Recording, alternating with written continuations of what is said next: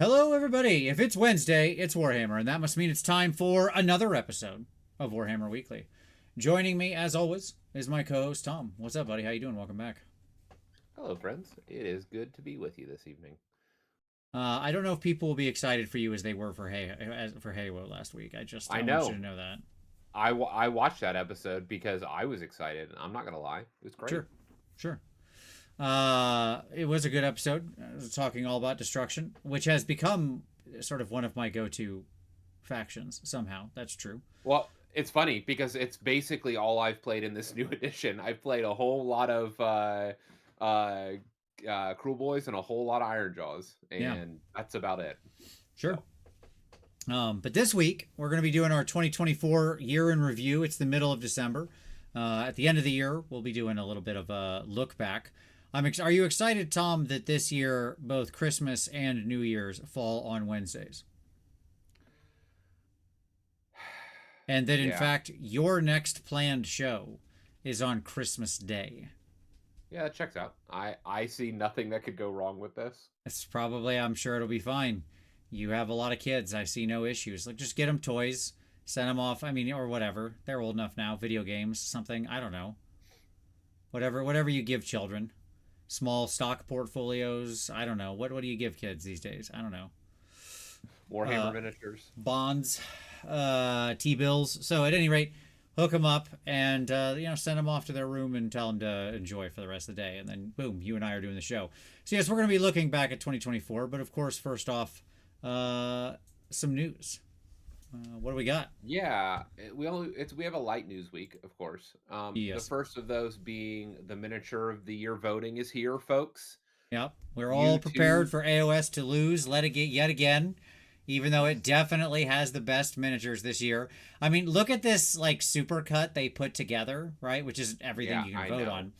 I And know. like obviously the best stuff here is AOS. You have, even though I don't like him, I certainly know that it's incredibly popular and better than most anything 40k did. You got Big Oosh, you got Vizek Scour, right? Even Gunnar Brand and the Dark Oath people. Like, come on, Yeah, get yeah. out of here. It's embarrassing the fact that um AOS generally has the better models, like Yeah, without question, yeah. but just because of population size, it skews 40k, which is fine. Like, what is this? What is this thing in October? Who is that? What is this? What is this weird 40k vampire ugly thing? So The ugly. worst. That's what it is. The worst. I don't even know what that is. I know these little halfling guys. They're cool. I know ratlings. I played Imperial Garden. I liked ratlings. I thought they were cute. So, I mean, could this be our year, Tom? Could Big Oosh bring it home? Nope, not gonna happen. Some No, Space like Marine's it's gonna not. win. Yes, correct. It'll be like a Primaris lieutenant, or it'll be the little snipers eating the eating snipers in November. Sure. Yeah, yeah. The ratlings. Yes, they are Yep, cute. Yes. yep. Unfortunately, that's probably what's gonna bring it home. Or who is March? Was that Some guy that from the Dark Angels, I assume. yeah? That's the actually the one. That's the one that's gonna take it home. Some rando Unfortunately. from Dark Angels. Not even like, not even the Lion. Not even their Primarch. Just some guy. Some guy from the Dark Angels. I'm calling it here, folks. As No, much as Lion. I The Lion was don't last want year, the, Chris. as much as I don't want this to be true, that's who's bringing it home. Sure. You Sure. just tuck in, just be ready. Yeah, it's fine. It's fine. I mean, it was a banner year for AOS releases, as we'll talk through. We're not going to spend too much time here because obviously we're doing a look back, so we're Yeah. we're going to talk about a lot of these models, especially the AOS ones, as we go through. Yep. Um, people who it's Ian Clark said Asmodee from the Dark Angels, good sculpt. Oh, okay, the Dark Angels guy. Yeah, that one's fine. Yep. I thought you were defending this Blood Angels dude because this guy is not a good sculpt. And Whoever was whoever painted March. it, woof, woof. No, March is the one that I think is Yeah, going to yeah. He take. said, yeah, yeah. That's who Yeah. he's talking about. Yep. Yes. I just Yep. saw angels when I glanced over, and so that was. But yes, Yep. because I don't want Blood it to be Angels, true. Dark Angels, a lot of angels. Hey, look, these are the bad guys. We named them all angels. It's fine. Don't worry about it. It's cool. I'm sure it'll all be okay. It's fine. What else we got in the news, Tom? Yeah, we only kind of had one other item, and it's tangential to us, but I still think it's relevant. And that is in the news this week. It would dropped. I think it was actually today, yesterday, today, that the Amazon deal was finalized Yep, with Games Workshop for not just one but multiple productions of Warhammer content. Again, they didn't say 40K content; they said Warhammer content, sure. multiple stories. It'll most likely be 40K as we've It's just definitely demonstrated. 40K stuff as they're Yes. starting because that's what Well, Cavill yeah, was yes, tweeting about or Cavill is Instagramming or whatever. absolutely. Yes, they're certainly going to start with 40K. They said they've dug through lore or whatever. They spent the last year identifying what IP, what things they're going to tell stories about. Sure, sure. So They all spent of the that. last year going. Let me actually try to break in here real quick. Sure, sure. What was this last year? Okay, so yes, there was a writers' room in like the. They did, I'm sure, a concept room Yeah, wherein you get a bunch of writers together and you have them sketch out effectively pilot ideas, like and show arcs of yep, different stories they could tell. And like I'm sure that all happened. Okay, probably a decent amount of it.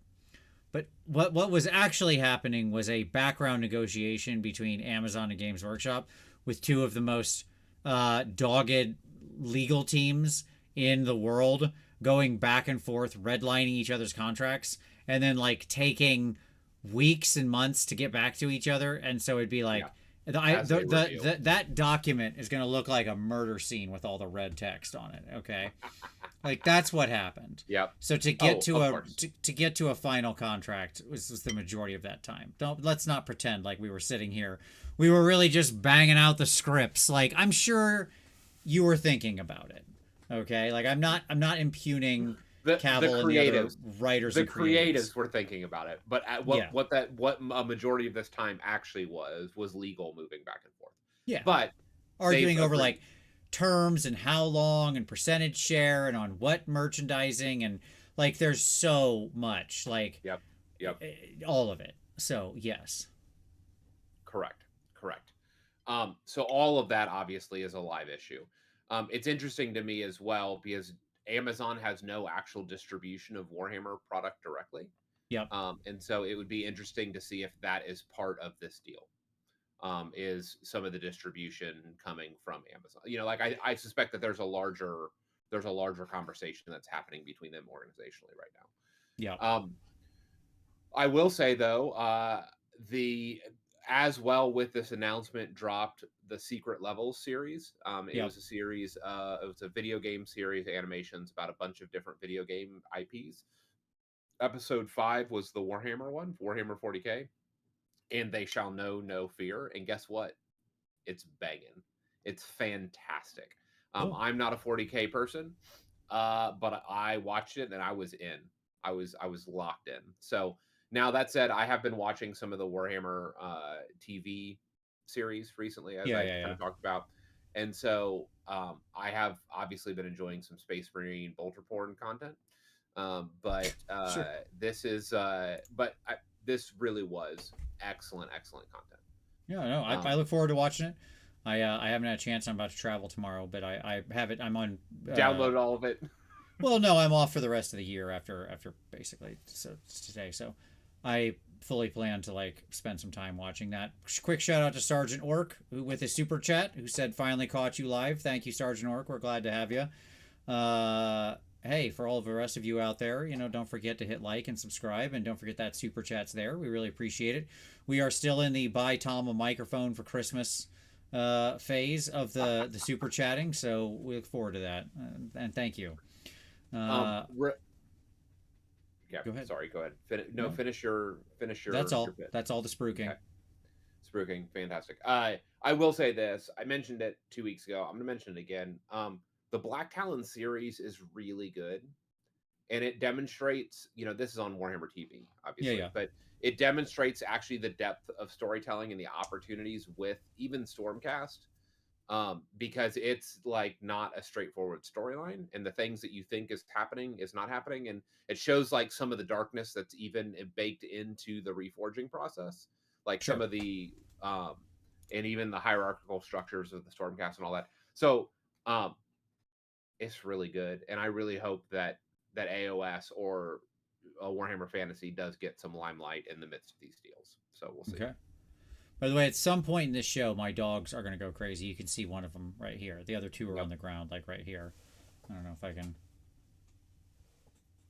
I don't know. No, you can't see them. All right, trust me, they're back there. At any rate, they're going to go nuts because my wife is gone right now. Caleb Davis, super chatting for $10, saying, get this man a new mic. Absolutely. And get this man a shield. Okay. So, much appreciated. Branu Mate also throwing in a super chat for 20, saying, as leader of the Mics for Tom movement, I approve this message. Very good. You're all heroes. Keep You it all are rolling, too folks. We love it. Dude, I better be getting like a production. I already know what I'm going to get you. I talked to Haywo. Ridiculous. All right. Hilarious. So, at any rate, yeah, no, I look forward to watching all of it. A couple other little small news items for you, Tom. One, did you see the 3 new wizards that were released for the old world? I did. What'd you think of them? I was a fan of the Heavens Wizard. Like, of the 3, I think the Heavens Wizard is the one that grabbed me. Yeah, agreed. He was there. Yeah, I thought he was the best one. Yeah. What's up with all the little familiars? Just like cool. the little dudes, like the mascots. Like suddenly, it's one of the things you can take. It's one of the gear choices you can take. It's a very popular gear choice. Most of the time, you tend to take a familiar. We've just pivoted, it seems like, into like full familiar mode. I don't know. Like, little creatures seem to be everywhere in recent GW releases. Well, that's all. Yeah. Consider the return on investment. They're like very small. So they take very little sculpting time comparatively, because sculpting is actually very much a matter of the size of the thing, like the sprue that it's on. Okay.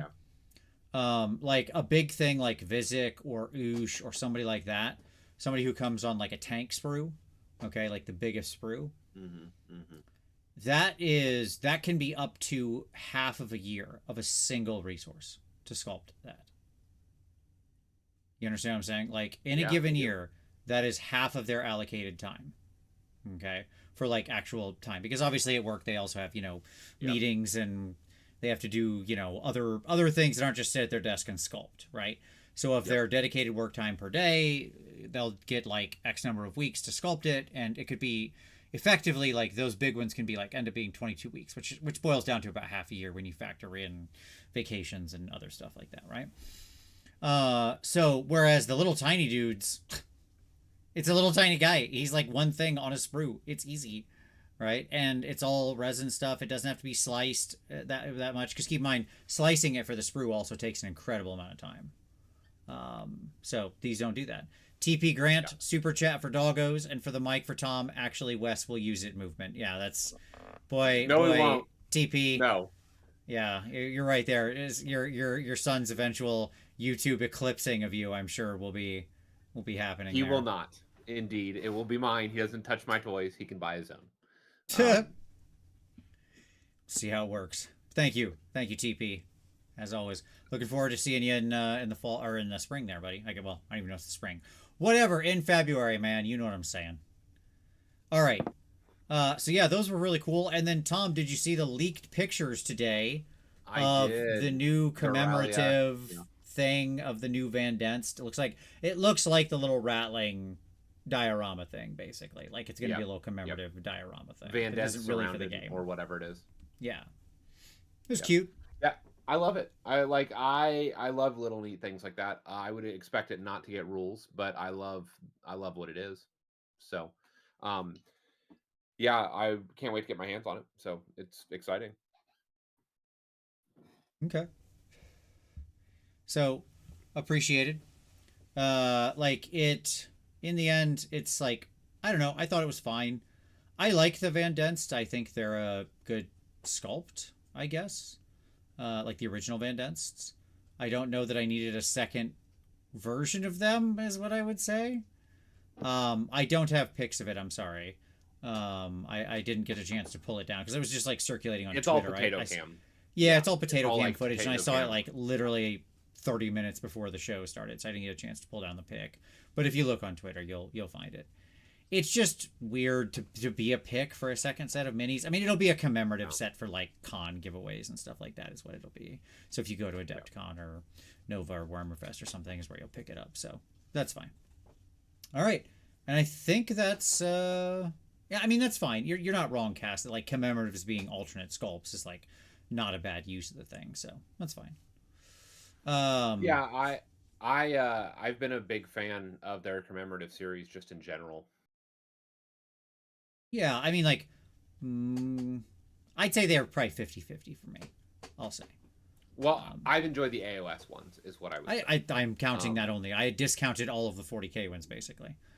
I'm saying so Sure. 25%, I guess, is what I have to actually do.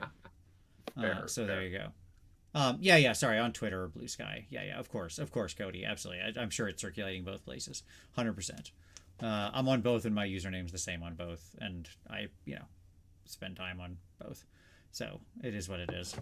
I mean, certainly, like obviously, one is worse than the other, but whatever. There's still people there. So and discussion and stuff. So you swim through it. That's the life of somebody who makes content for a living. At any rate, but yeah, my that right there. This is me on Blue Sky on Twitter. There you go. That one. All right. Cool. Yeah, I think that's the end of the news. Well, Tom, you kind of mentioned it, so I have a feeling I know where we're going with your pick of the week. But your pick of the week. And What they do you shall know got? no fear. Yeah, Yeah. I'm gonna spook the secret level video. I really enjoyed it. I think it's content worth watching. Yeah, it's good. Actually, I do have one other pick that I want to mention. I should have mentioned this before, and I have dropped the ball. I want to apologize. We Oh actually have an boy. event announcement. Oh, okay. Um, Go there. ahead. So That could be this part of is your the pick. Aether Force GT in May. It's in Dayton, Ohio, on Wright Pat Air Force Base, and it's a 64-person event, May 31st. And we'll have the link for the BCP link for the event um, in the chat. And so I'm going to try to make it. It's not a far drive from you, Vince. Okay. No, it's not. So, but I'm going to try to make it up. And I hope other folks, I know obviously a lot of folks in the Ohio, Kentucky, Indiana area will likely all be there. And it should be a good event. Cool. Very good. All right. My pick of the week is going to be a video from our good friend Scott, the Miniature Maniac, or just Maniac, if you like. He had a video on OSL, and I appreciate this because it's him fighting with OSL and like trying to understand it and wrap his head around it. And I actually talked to him a lot about the fig he painted as part of that video and like gave him a lot of feedback on it and stuff like that after he had done it. And I think that it shows really sort of the challenges with it. And I think a lot of people who are struggling with it can probably find some good insights there. I say this because it's something that a lot of people bring in the Discord. So like if you're for the Patreon, so if you haven't joined up, hey, Patreon links are down below. Check it out. But I give a lot of people feedback on OSL. It's just one of the most common things people often try, and obviously it can be a very challenging thing to render. So I thought it was really cool to see Scott kind of go through it and explain his rationale. I like the way he takes things apart, stuff like that. Bond Holmes 4 with a super chat of $10. Any chance for a painting horses quickly hobby cheating? You have tutorials for painting Bretonian covered barded horses, high quality fur on a horse, but no classic painting X made easy for horses. Well, I'll tell you what, buddy, I'll put that on the list. That'd be a great topic. I gotta think of what horses I have to paint. I'm sure I've got some horses somewhere that I need to paint. The problem is I'm in the middle of a Skaven army, and they eat horses. They don't see much of a need for them, but I will find one and see what I can cue that up. That's a good idea. I agree. Horses are one of those things that you actually can do some interesting techniques and bang them out fast and still make them look cool. So I'll put something together. That's a great idea for a video. All right, cool. Let's talk about some. Speaking of painting, Tom, let's talk about some hobby time. What have you been working on, buddy? I've been building lots of Skaven recently. Yeah, boy. I had a backlog of Skaven models that I had sitting on shelves for years. with some of the different like the dual army box releases that I'd been like stocking up on, and then Skaven Tide dropped, and then you said that you wanted to do Skaven for Holy Wars, and Mm-hmm. so I've been waiting for the update next, in the next couple of weeks, whenever this hypothetical update's supposed to drop. I've been waiting on that information to actually start painting. So I've literally just been building like armies and armies and Just armies building of and building and Skaven. building. Right. And then eventually the all the updates are gonna drop hypothetically. Hopefully it's not January. Oh, please don't let it be January. When that drops, once I see points, then I'll try to figure out what I'm gonna end up playing. And then I've also been working on a commission for a friend. So Nice. Very nice. Droog says he's midway through some Varangard and have decided he hates painting cavalry. Droog, that's not you don't hate painting cavalry. You hate painting Varangard. Totally different thing. And by the way, you're in good company. I hate Varangard. Everyone who's ever painted Varangard hates Varangard because they're ridiculous. They're ridiculous, overcomplicated nightmares. Everybody who plays against Vanguard hate Vanguard. Yeah, Everybody it's really a hates kind of a hate train. So you're not alone. Like, look around, buddy. We're all on the train with you. We all punched our ticket for that one. It's funny that we say that because I literally bought 3 Vanguard this week. Wow, it's funny. The OZ Abraxia combined Dawnbringer's box with 3 sure. Vanguard because for home games with Wes and I. But I'll be there. And Vanguard are the worst. I agree. They are. They very much are. I mean, like, they're just a lot. I did my unit, and then I was like, "Yep, done, done." Gabester 1999, is Age of Sigmar more popular than Warhammer Fantasy? It's tough to say. Like, I don't know how you adjust for the inflation of like nerd culture, but just by like, if we're not using any kind of sense of that, then yes, like without a doubt, it like by most metrics that we can understand, it is vastly more popular than Warhammer Fantasy ever was. That is to say, by percentage of GW revenue, it's higher. By number of kits produced and sold, it's higher. But like by number of tournaments, it's higher. By attendance at those tournaments, it's higher. But again, like, nerd culture, and I think this hobby in general really blew up over the last like 5 years. So it's, I don't know, is it an even judge? It's hard to say, but certainly it's more popular raw, right? And in the end, AOS. Yeah.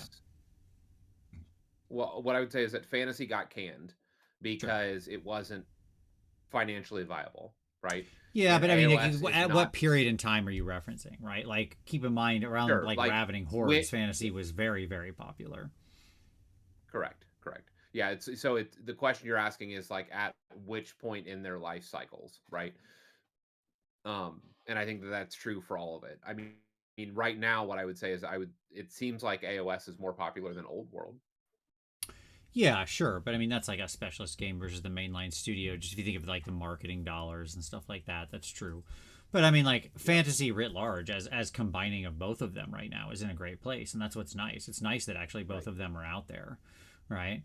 Gabester 1999 said, "I'm trying to start an army for either AOS or 40k. Can't really decide. I really like Slaanesh chariots, but not sure." Woof. Well, we did a whole show on starter armies. I did one with Poorhammer, and I did like starter armies. And Slaanesh is in the like, do not do this as your first army tier. Slaanesh chariots are one of the worst things you can paint. They're also very, very like bad in AOS. So it's just rough, man. Like, look, Gabester, here's what I'll tell you. I'm a Slaanesh devotee. That whole cabinet, right there, that's like all Slaanesh, okay, including that big giant Slaanesh Archeon. So. Like, I am here to always welcome another member to the cult of depravity. You cannot go wrong with that. But, yeah, I don't know. I don't know that I would advise you on the chariots. You just need to know what you're getting yourself into. Yeah, like, but Gludos, the Twin Souls, all fantastic. Slick Blade Seekers, these are complicated models to put together and time-consuming to paint. They are not a good first army. They are very, very complex paint jobs. But like as a thing, I love Slaanesh. I love its lore. I love its art. I love its models. They're beautiful. So if you've painted before in any way and you're up for a challenge, then you'll be fine. Just accept that you got a challenge coming. That's all. Okay. Cool. My hobby time. Yeah. Well, I primed my girl all up. That's her. I talked about this. She's primed. I got to put her. I'm letting her cure right now, so I can put her in wrap her up very carefully in a box and put her in my bag tomorrow. Because tomorrow I'm going to visit our good friend Sam Lenz. And the Hellflayer David Heron is the worst unit in AOS. Yes, I stand behind that. It's easily bottom 3. Like we could have an argument, but it's easily bottom 3. At any rate, so Sam and I are going to get together this weekend. We're doing a thing where we're both painting the same figs, and moreover, I'm going to paint like Sam. Like I'm going to do every step he does. That's what we're doing. I'm going to literally just try to mimic another painter's style, application, thoughts. Exactly. So it should be very interesting. I've never done such a thing before, so I think that'll be cool. But speaking of Skaven painting, I am working currently on my Grey Seer. He's very much still whip, but there he is. And so I love this model. I think he rules, and I am very excited about him. So yeah, I just think this sculpt is so beautiful. I think they did an amazing job with him, and he's been really fun to paint so far. So yeah, there you go. It's been fun just to jump back in. You holding up a Grey Seer, trying to figure out like when I paint my Grey Seer, which one do I do, right? When I do my Scryer like hero, which one do? Just because there's so like I have so many from like we have multiple Grey Seer models, right? Yeah, sure. Like I know that one is like the newest and the best. Yes, the newest and the best, like the pinnacle of it. But it's just funny to me that like there's just so many alt sculpts for all the Skaven foot heroes. Yeah. Like it's wild. There's like no nukes, but I wear his like leather jacket with like the spikes all over it. That way I can really be in character. No, it's funny. The first time, so some time ago, I think it was when we were doing the first VinciCon, I was hanging out with Sam, and it was not super late. It was not super early in the year, but it was like spring-ish, but it had gotten a bit cold, and I didn't really bring a jacket because it was like warm in Ohio, and then it got cold in Wisconsin, Minnesota, whatever. And Sam was like, no big deal, and he gave me his extra jacket. And Sam has these, like, as I said, like literally a big leather jackets with like spikes and chains and stuff, like heavy metal jackets, right? So I was wearing that, and Sam was wearing similar. And we went to John's house, and John's wife, who's like a very normal person, okay, like John, she's like standing in the driveway, and we pull up, and both of us get out of the car, and I could see the look on her face was like, what did you bring to my house, right? And yeah, it was just like, it was funny. So anyway, there you go. Have you figured out your Skaven basing scheme yet?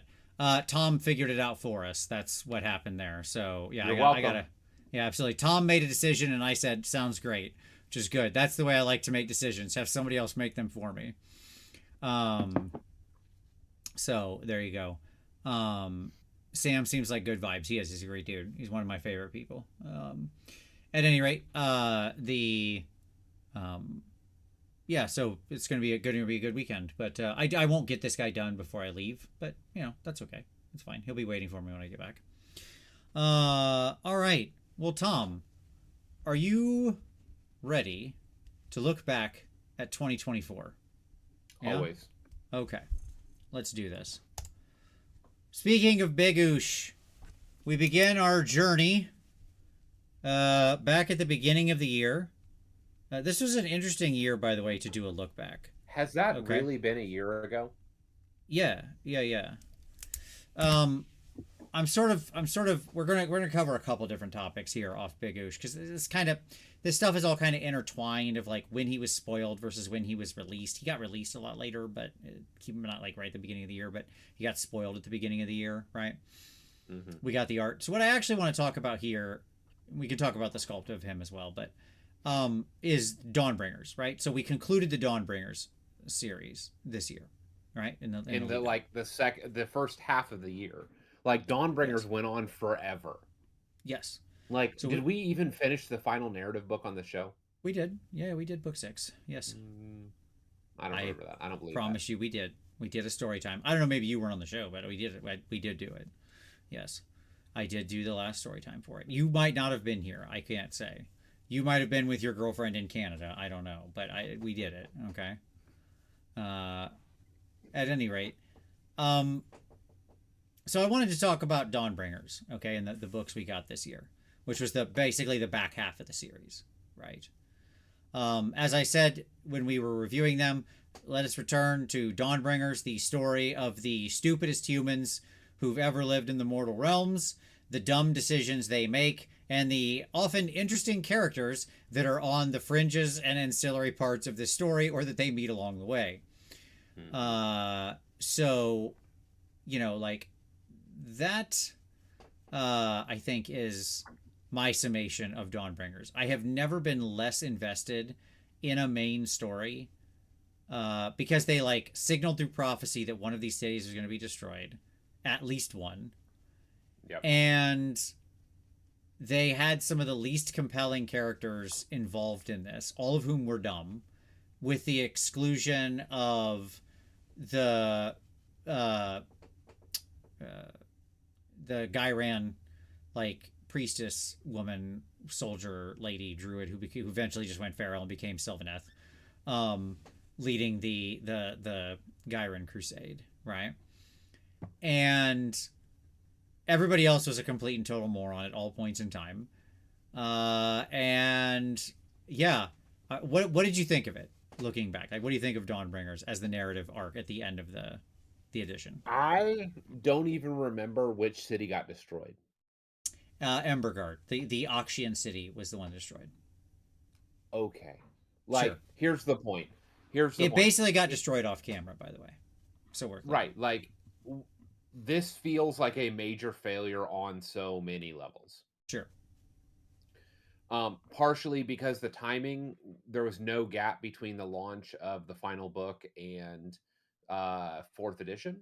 Yeah, Like, it was all tangled up in walking- each other. We were already doing like Hellcrown previews and like Skaven, it had emerged and like we all knew what was happening, and we haven't even finished that series yet. Yeah. Right. And so I just like I would love if these Broken Realms things were during year 2 and not year 3 of the storytelling. So another thing I did a couple weeks ago is I picked up a Warhammer, the AOS Realms of Ruin PlayStation game. Okay. Apparently, it's a Dawnbringer Crusade as well. Like, this is what struck me as so wild. This video game went into development, launched last year, okay? Mm-hmm. And it was about the Dawnbringer Crusades. Yeah. So we've been doing Dawnbringer Crusades for 3, like we're in 4 years. Yeah, I mean, it was the after original art. launched. If you remember the launch of Third, the big art of them going out, like that was the whole thing, right? But we didn't hear anything about it for 2 years. That's right. After launch, right? Like, That's right. This is the problem, is if you're telling a story, there needs to be some type of like buy-in and continuation across the edition, not just at the end of the edition before going into the next one. Like, that seems like the failure. So I sat down and played that game, and I'm like, what? We're doing Dawnbringer Crusades again? Like, it was so wild to me that, and then that story was way more involved and interesting, by the way, than anything I read in the actual Dawnbringer Crusade. Well, because the whole concept from the onset, we're going to make these two, we're being pressed in our main cities, right? Like, the story is set up that we're being besieged in our main cities. So our answer is we're going to take a ton of our troops and ship them out into the hostile wilderness to march very, very far away outside of our sphere of influence, right? Where our forces can wield military power, and have them found a city, which makes the opposite of sense, right? Like, this is not how any historical civilization or military works, right? Other than it's how StarCraft worked. Like, if you went and started another city just in case your main one blew up, right? Sure, yeah, you send the one little. Well, yes, but to do that, you'd send your one little dork over there to go build a new command center or something, right? Next to some crystals. Right. Okay. That's functionally what Dawnbringers is. They're like, here, go over Except there this time you something. sent all your Marines and your tanks and your battle cruiser online, right? Like, you would send all of that over and leave your main town like defended by a skeleton crew of like workers and 2 flame guys, right? Yep. and like it's wildly stupid.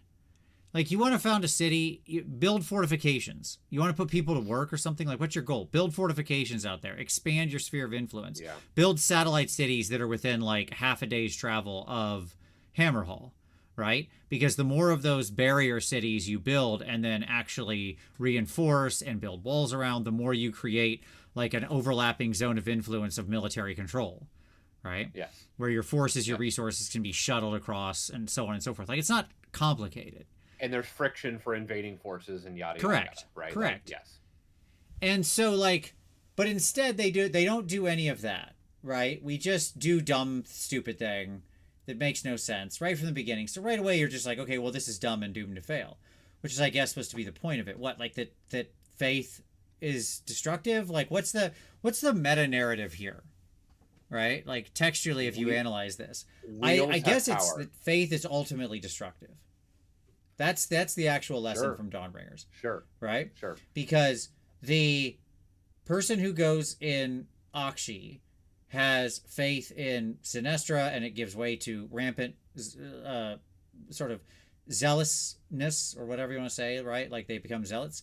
And they all die and get consumed and make dumb choices and starve and dehydrate and whatever, die of thirst.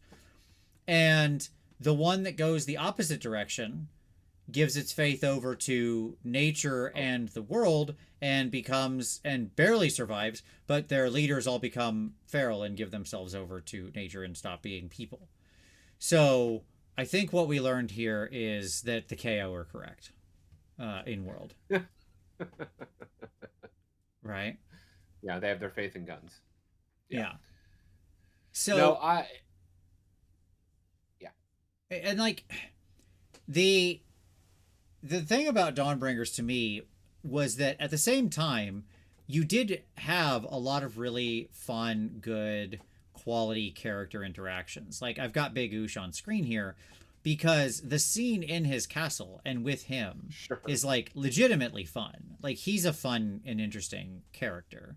Like, his ability to sort of pass between his madness and like his jovial nature and just being like, I reread a couple of the stories just to refresh my mind, and there's like a scene with him and what's her name, like Sekulak or whatever, the Neferata's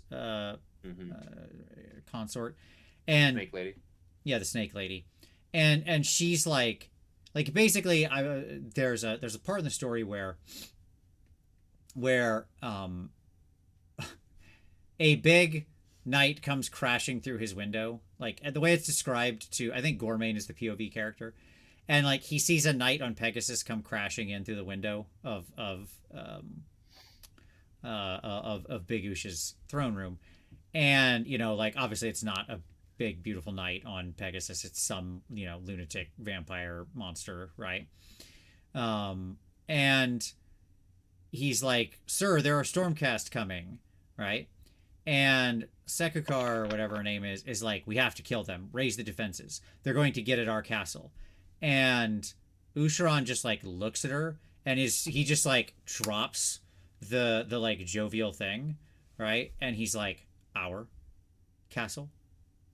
And like, instantly she just stops. She goes cold because she's like, oh, he's gonna rip me into little pieces, right? Like, you just like, his ferocity, right, is like there, and it's just like barely held back by what holds him together, like his very basic control over his madness. And she like backpedals, and she's like, your castle, of course, sir. I just meant, we should do our best and to extend your beneficence. And he's like, and then like, he slowly slips back into it, and he's like, ah, yes, good, yes, welcome them to the feast, right? And all this stuff. So at any rate, I just think he's a very compelling character. Everything with Ionis and all of those characters is really good.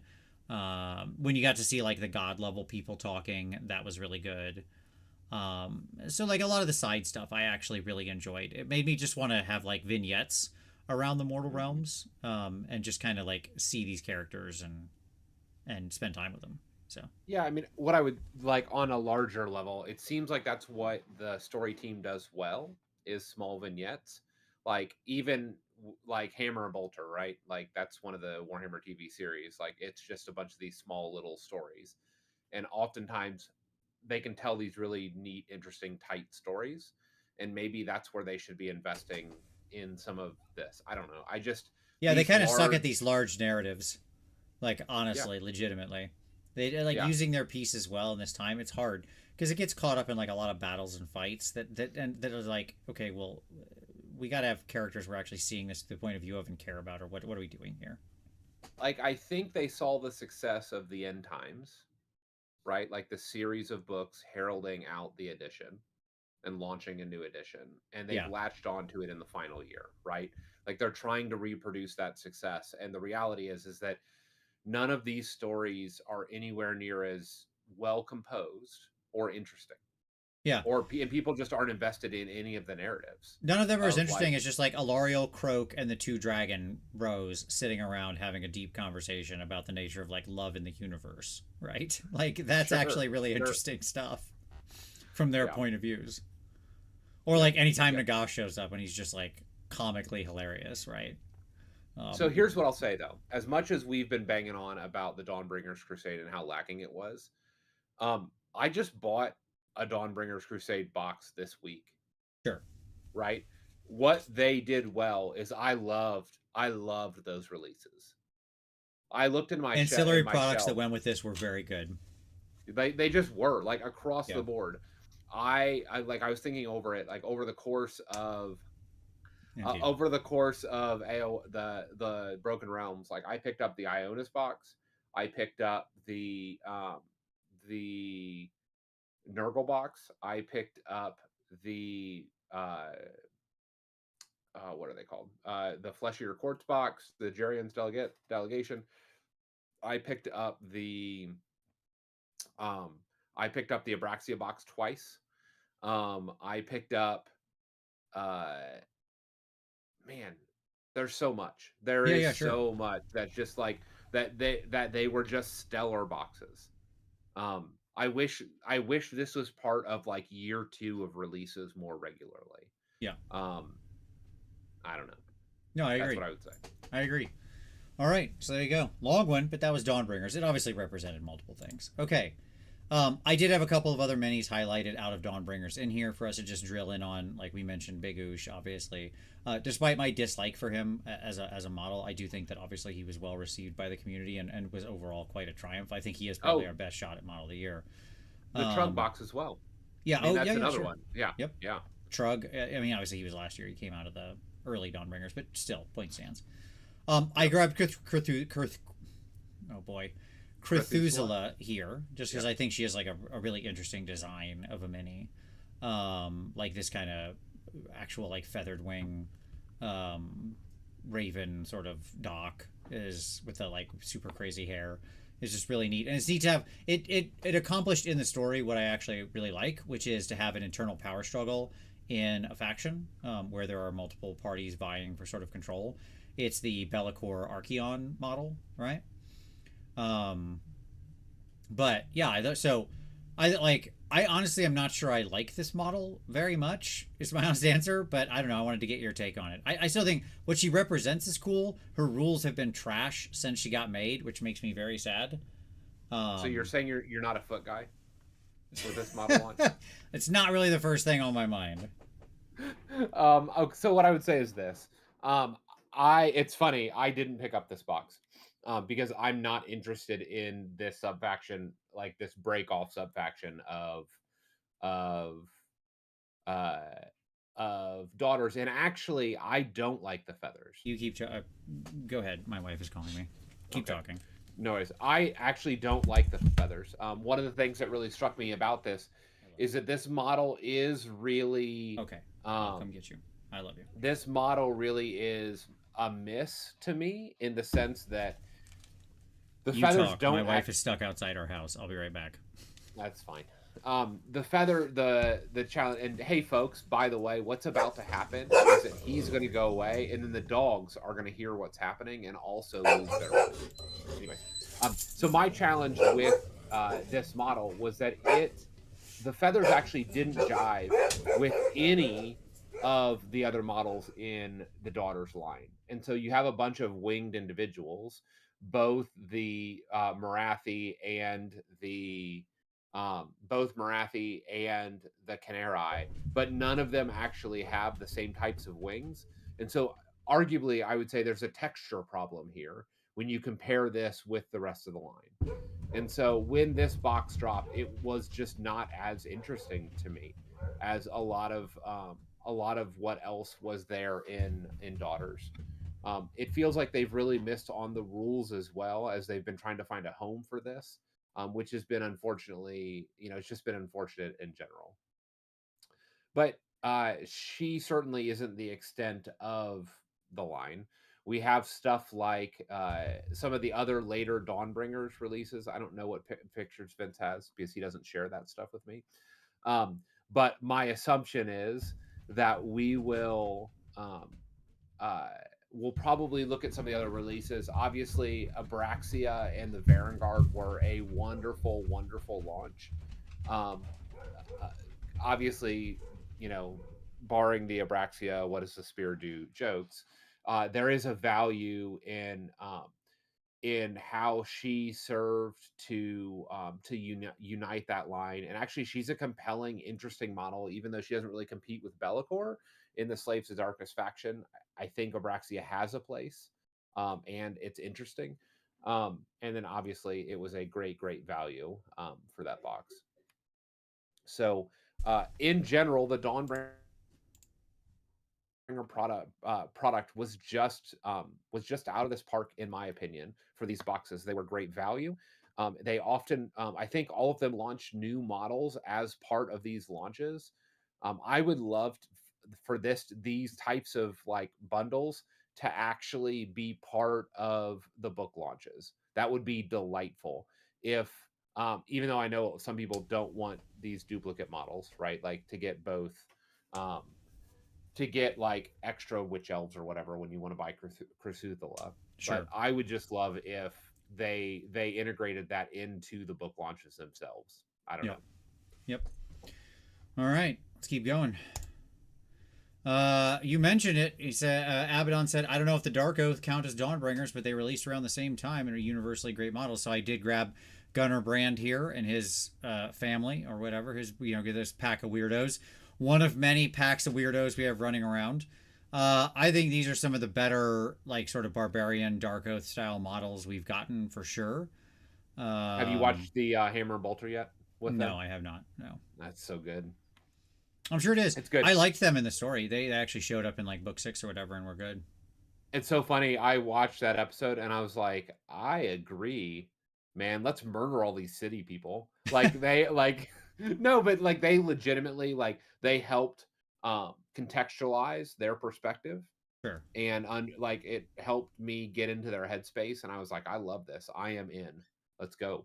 Um yeah, so yeah, the models in general for these let me just say all of the little hero weird dude packs, right? The Black Talons, the Saviors of Cinderfall, the Dark Oath. Like I'm finding myself picking up all of these boxes.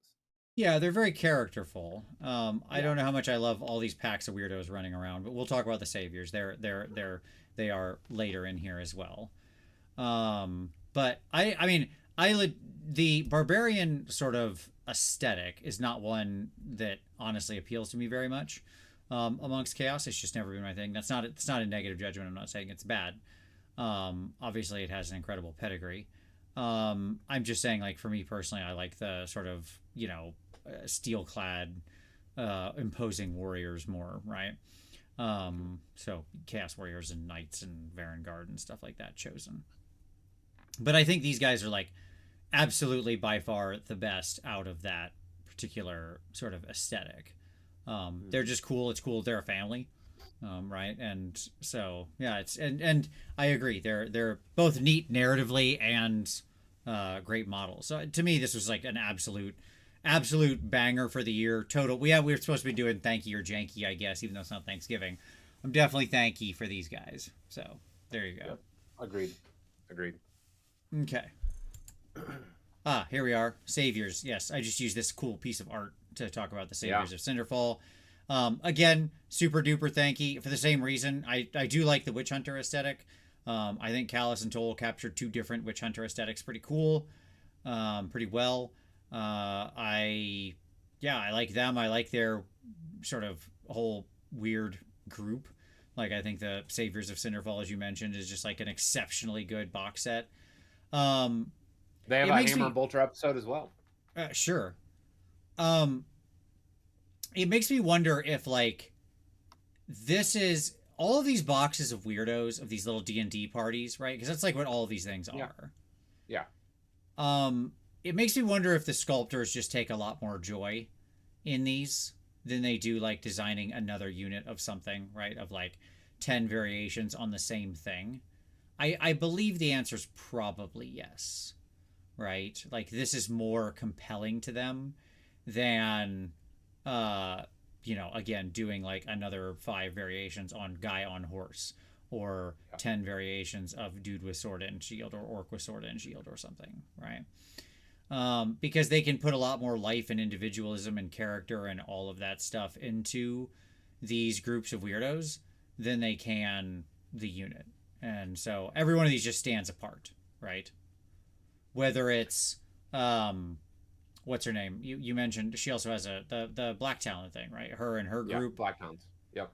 The Saviors of Cinderfall, Gunnar Brand and his crew, the Command Corps for City, right? Well, I The don't care little about them. It's so no, funny. I mean it's Like, fine. Like I still count them in that group if you look at them. I agree. I agree completely. But what's fascinating is that um, I've watched all the content associated with these groups, Yeah, and like I'm invested in them as characters now. And sure. so it makes me want to pick up and paint them, right? Yep, yep, Whereas like I don't care about the command core, right? Like that's a sure. meaningless, right? Like or even Gobapalooza, Yeah. super meaningless. Again, just like But non-unique packs of weirdos, I really don't like. Where it's just like this is just some rando pack of weirdos. yeah, Whereas when there's characters associated with them that then have like supporting narrative, lore, media, best case, yeah, that's a different story. I hear that. That's fair. yeah. I wish that yeah, like I think that they're onto something with the narrative storytelling paired with like releasing these specialized kits. Mm-hmm. Um like because for me, like it motivates me to want to buy and paint them. Sure. So I don't know. I like it also makes me realize that we have really missed um a true successor to Mordheim. Yeah, sure. Like Somebody in the comment, who was it who mentioned in the comments? Yavash said veteran Mordheim bands without the Mordheim. Yeah, yeah, sure. yeah, like to me it feels like I understand Warcry is supposed to be that AOS skirmish, but I was literally just ranting about this in a chat with some friends today about the fact that it's really a crime that we don't have any successor games that are multiplayer games in AOS fantasy. You know, more than just 2 players, right? Like it's something you put 3 to 4 players down. That is a small skirmish game where you build warbands. Like Yep. it feels like a real mess. Be like, and these types of things would all have a home in those spaces. I just like it breaks my heart because um I think there's a real interesting niche there, as you know, like Warcry is to kill team, right? But we don't have an AOS Necromunda. I understand. I understand. And I agree. Okay, Yeah. let me ask you a question about the deeper sort of thing that we just that comes up here that occurs to me. Okay? I think when they created Warhammer and this kind of stuff in general, I think a lot of the creators of these kinds of games hope that basically we will tell our own stories, create our own characters, and make our own myths and legends, right? Like that the unit of like if you go back and look at the our sample army list in the back of 4th and 5th edition books, they didn't just say like 10 Chaos Warriors, okay, on the list. It would have a name, right? It Yeah. would be like Yeah. Gramlax Scourge or something like that, Sure. Yeah. right? And it makes me wonder, like, I think they wanted us to all tell our own stories. But I think what they found is like, no, actually, and I think this is just true, we prefer to just have you tell the story, and and just like they give us the characters and then they give us the models for them too, right? Like, I think of this in all, this is not just Warhammer, this is like across all media. Yeah. This is Baldur's Gate 3 and all the NPCs and characters out of that. This is, and so on and so forth, right? Yeah. I think that, like, and this is true, like, it's not that the early game didn't have special characters and named characters. Of course it did. And people always attach to those in strong ways. Like, think of how people attach to, like, Vlad von Karstein or something, right? Mm-hmm. I just think that, like, more recently they've come to realize this is, like, a real thing they can capitalize on. Like, then in the end, the vast majority of their audience isn't really too inclined to tell their own stories. They would rather have the cool story told to them and then be able to get the cool toy that's a representative of the cool story they read. Right. I don't disagree with that, but I think what I would push back on is I think part of it has to do with the type of game that you're playing. Mm-hmm. And so here's my pushback to that. In the games that we are playing, these army-based games, and even in kind of Warcry to a lesser degree, but really with the army-based games, I agree with you, and I agree with your assessment. But if we have a skirmish style build your own warband game, a la Mordheim, I'm okay with there being named characters there, right? As these mercenaries, as these people that join as this like prepackaged thing that's separate from what you're building. Your dramatis personae, as it were. Your dramatis personae, right? Mm-hmm. But there's not a warband that I built where like all of my dudes weren't named. Yeah, sure. Right? Like that was part of that. Like in you selecting the witch hunter or the zealot or the whatever, right? Like they had a persona and they had a name and they had, like when you modeled them accordingly. It's funny. I found like in building my Skaven, I was in my box and found a handful of my original Mordheim Skaven models that I remember building for my Skaven warband. I still have all my warbands. Yeah. With my Mordheim stuff, and it made me smile, right? Like it brought the leader of my original Skaven warband is currently a Night Runner. Well, in my Skaven army. Nice. And so he got demoted. Womp womp womp. But I say all that to say is that in those types of games, that is the expectation. Mm-hmm. Is that type of storytelling. If we had a system like that, I think there would be more gas there, is what I would say. Yeah. But it requires a dedicated amount of development, not a tangential like approach, like what historically has been being done in some of these, in some of the various AOS attempts at it. Yeah. Amusing Park said if they really wanted us to build up our own character narratives, they should give foot heroes better rules. You're not wrong there. We're trying that I still not got a character to ascend, and that's just because like it is really hard to get a character to survive that long, in the new Slaves to Darkness book. And then Aaron Riggin says, "Isn't that what they want Path to Glory to be?" Yeah, and my answer would be, look how that's worked out for them. Like so, yeah, the rules aren't right. Like they have not created the correct narrative framework. Like, let me ask this question. Yeah, you can't. Well, and that's Eric just said, like, you can't personalize your heroes by buying war gear with points anymore, stuff like that too. Like, you make a lot less choices with your heroes now, right? Correct. It's harder to make them your own. Yeah, and like you're not built like they're for Path to Glory, like they're not providing a wonderful suite of scenarios that are multiplayer, right? And that are able to that are flexible in their design and how they get rolled out. Like I love the journey of your warband, right? But the customization feels like a failure. And because I love the rules that they released for customizing and building heroes, right? They went down that road a couple different times, right? With the anvil style structure. It just feels like there's a lot of opportunity here that they need to bring it all together in a single product, a single kind of packaged product is what I would say. Yeah, makes sense. Okay. Cool. All right. Well, good discussion. It's just interesting. I have to think about that more. But yeah, it just kind of you put me onto that thought as we were going. All right. So we got Callus and Toll and the Scion, or the Saviors of Cinderfall and all of that. But then, of course, Tom, we come to this isn't just about products. This is also about things. So this then, of course, as the Dawnbringers is happening, we also have our lead up to the release of 4th edition, and that brings us to the most infamous thing. Oh, by the way, thank you for Saviors of Cinderfall. Obviously, I think they're great. Yep. Okay. Great box. Great box. I think we probably made that clear. That brings us to this, Tom. Now, why do I have some Sacrosanct models, some Beasts of Chaos, and some Bone Splitters here on this slide, Tom? What is this referencing? What could it be? The murder of all joy in the AO. Oh, sorry. The discontinuing of many model lines. That's right.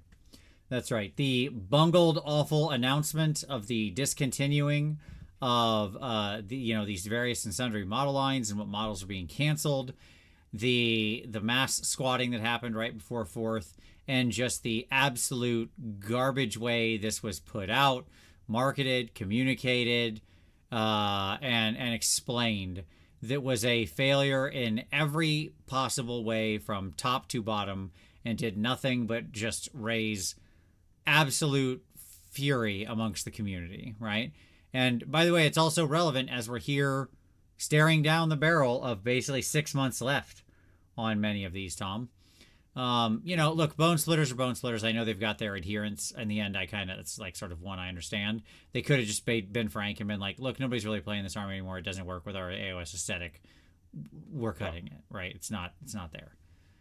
But like Beast of Chaos is still really popular. There's a lot of people playing it by the standards of, all the other armies when you look at the games reported, right? Sacrosanct just like squatted models that came out in 2nd edition. Like these, it just didn't make sense. I'm not going to go through my entire rant that I did back then, but just like what an absolute travesty this was. Yeah. Thoughts? Yeah. It was so bad. And it's so funny. Like I haven't even brought myself to go sort my Stormcast yet. Sure. Like it needs to happen, but I need to figure out what models are gone and put them away. Right. Yeah. Because like my Dracolines don't have a home in the army anymore. Right. Like sure. I have more than one case of models that are being discontinued by this. And so it was a brutal blow, and one that I still haven't fully recovered from. Yeah, I mean, I'll be honest, like I'm lucky here. I sort of neoed this. Like I do have a whole Beast of Chaos army, and that's joining that's obviously getting retired, but it wasn't like one of the regular armies I played. Not Beast GWL, I think Bone Splitters. I said they could make an argument that like Bone Splitters have been superseded by Swamp Bogglers, right? And so that's our new direction forward. They could have made that argument. They didn't. I'm just saying. I think Beast of Chaos fit just fine in AOS. They always have. I don't think there's anything wrong with them at all. They should have stayed. But like I got lucky. I sort of just dodged this because I have a bunch of I did my Stormcast at the beginning of 1st edition. Did a bunch of that. Yep. And then I did my updated Stormcast army on 3rd edition models. 3rd edition. Right. So I have like basically no Sacrosanct models. Like basically 0. Okay. Which is hilarious. I went the opposite route. I had some first edition, but I didn't do almost any 1st edition. And I love the robes aesthetic of the 2nd edition. So I was like, I'm in. And so I went heavy. I bought multiple boxes and built, a bunch of reinforced units of a bunch of, I probably have 40 Sequitors. Yeah. Right. Like I just have I'm pretty sure I have 24 Castigators. Like I have a lot of 2nd edition. Wow. Stormcast, like a lot. And that all dropped, and I was like, I don't even know what to do with this, right? And so all of it's just gonna have to get retired.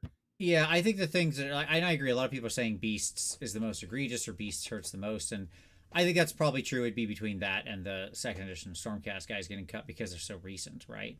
But like with Beast, it's a whole army. With Stormcast, like they're still a Stormcast army. Your guys with robes can just become different guys with robes in the end. Like if you're determined, you can still play that stuff, and it's not a problem. Like proxying it out, so nobody's gonna complain.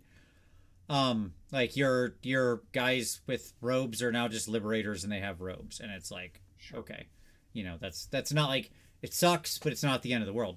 You're a beast player, like that's part of your identity, right? And so you're just like you're just SOL. Sorry about it. Go home, I guess. Gwell chipping in $10. Hey, thanks for the super chat, Gwell. Hey guys, been a great year for AOS and some bad. You think we will ever see Beasts, Bone Splitters, or Sacrosanct back in the future? Sacrosanct only have one unit left now in the Storm Coven. My answer is like yes, like I really do. I think Beast of Chaos. It'll get resculpted. Yes, Beast of Chaos amongst all the others. Like I can't Bone Splitters. I don't know. My honest guess is no. Like who knows? On a long enough timeline, anything's possible. I mean, what are you talking about? Like 20 years from now? But like, and I would say probably the same for Sacrosanct. Like I think they finally honed in on the aesthetic they want for Stormcast. I think you'll see him in 4th edition. I think you'll see Sacrosanct in 4th edition. Truly, like come back. Yeah, I do. Wow. I think you'll. Bold call. I think you'll get a. I think you'll get a slim cast Sacrosanct. I really do. Wow. I guess we'll see. I mean, my general feeling. I'm sorry. Is did I say 4th edition? You meant 5th edition. Sorry. Okay. Yeah, I meant 5th edition. That makes more sense. All right, now I understand. Yeah, not 4th edition. No. But my answer is honestly like Beasts will just come back. Like they will. I don't know whether it'll be like 5th or 6th or 7th. Like I don't know, man. But like it will happen because the GW follows like veins they think are profitable, and if they think they can mine that and make a big deal out of like we're returning Beast to the world and all of this stuff, then the chaos is spreading, yada yada yada. Like they'll do it. They'll just do it. And like I don't know how soon that would be talking about. I don't know, it could be 3 years or 5 years or 10 years or something, right? But yes, I do think they'll eventually come back. Look at how popular all the other like Minotaur people are in the Chaos armies where they've all moved, right? Or sure. These other Chaos armies, I should say. Sorry. So yeah. Catharsis says Sacrosanct will be getting the Ozempicast treatment. Yeah. Yeah. I mean, like, I think that there's like always room for a line to come back, especially if they feel like mining nostalgia has value to it. But I couldn't tell you when. I mean, I will say they should, if you want my honest opinion, they should just reverse the decision and keep Beast of Chaos around. That's it. They should just like in February, March of next year, they should be like, hey, we thought about it. We take it back. Beast can stay. They're in the mortal realm still. We're not February or March of next year. No. Like if they're going to do it, it needs to be like May or no. Yeah. Okay. I see that. Yeah. You're saying in the next couple months. They would reverse. They'll be retired in June. Is technically when they go off. Yes. When they yes. I thought you were saying like after they're discontinued. A month or two from now on the other side of the holidays. Yeah, I agree when they're spinning up the marketing machine again, right? Like, yeah, that's all they should do. They should just be like, look, oops, we made a mistake. We changed our minds. We're not going to retire them. That's what they should do. It's just the right thing to do. They've shown durable popularity in tournaments and people playing them. Bone Splitters, you look at the meta watch, it's like 50 games played. That's just like, I'm sorry, nobody's playing the army. Okay? Right. Like, it's just the facts. Right? So I get it. There's no money there, but like, Beasts, I think, have shown durability. There's lots of people who still play them, who have fun with them. I mean, they're also like one of the most winning armies right now, so that's likely a problem. But like, just keep them and then eventually resculpt them and do the right thing. Like, I don't. There's popularity there. You'll make money. I don't know why you're flushing money down. So, anyways, this thing was super. This was janky. This was the jankiest of jank from this year. It was the worst. It was a real low point of the year, right? So yeah, there you go. That's fine. So there you go. G-Well said, hard agreed. Just keep them in the game. They even released endless spells. What are they going to do with those in the old world anyways? Yeah, you're not wrong. Oh, just wait till the old world has endless spells is going to be the answer there. Okay. All right. I agree, Branu, they did miss a trick by not just saying, look, these are these now. They've joined the club, right? Like, all of these things are liberators. That's what they should have done. They should have pictures of like 3 different models and be like, these are all liberators. Some liberators wear cloaks. Some liberators look like this. because there's lots of liberators and they're in different chambers and they are on different mortal realms, and so like they just naturally develop different outfits and styles. And yeah, great, cool. Just like you remember the art back in like I don't know 1.0, 2.0 core book. I think it was maybe the 2.0 core book where they had like the humans from around the realms or whatever, and like what the different realms people looked like, cities people looked like, I should say. I thought that was just like a really cool aesthetic, and I still wish we would lean more into that. I feel like we've never really explored the actual what does it mean for these things, these armies to live in the realms and how that influences them. But anyways, okay, great. Super jank, still a thorn in the paw, and it sucks. There we go. Okay, the next slide here, Tom, just says Sigmar lied. I wanted to talk about this because this was the thing that dropped. Okay? And they built this up like it was something. Tom, this was nothing. This is nothing. I actually don't know that that's true. Okay. Go for it. Please defend this. And I only obviously I'm referencing the original trailer here, by the way. So yeah, go ahead. Yeah, I understand that. Like up until now, like I don't want to spoil things. Let me say that. So, but from the Warhammer TV stuff, like from the Black Talons series, but I think there may be like a sub narrative that is being slowly being woven here discreetly about the fact that I don't know, like we don't know the backgrounds of all the Stormcast heroes. Okay. We're told the narrative is that Sigmar redeemed them. They're the best of the best. Yeah, we've been told that, but I don't know that we've actually seen that happen a whole lot. And like, let me ask this. How many narratives have we read where humans have suddenly been redeemed and taken up in their final moment? Like, how many actual instances in the story do we have of that? I mean, all the people we know their backgrounds before they were Stormcast. Like, it's... No, we get glimpses of what their backgrounds are. We don't have complete narratives. The only actual story that we have of like a very clear thread here. Are you talking about Torgilius? Torgilius, that's exactly right. The only thread is hold on, and we get glimpses of this as well in the other storytelling. I'm like, we do know. Again, I'm in theory time here, right? But we do know that this is Vince's press X to doubt face. Continue. Yes. So we know that Nagash, one of his charges is that the souls have been stolen from him, right? Yes. Like that is one of the that is a narrator that's not Sigmar telling us something about what has happened. Sure.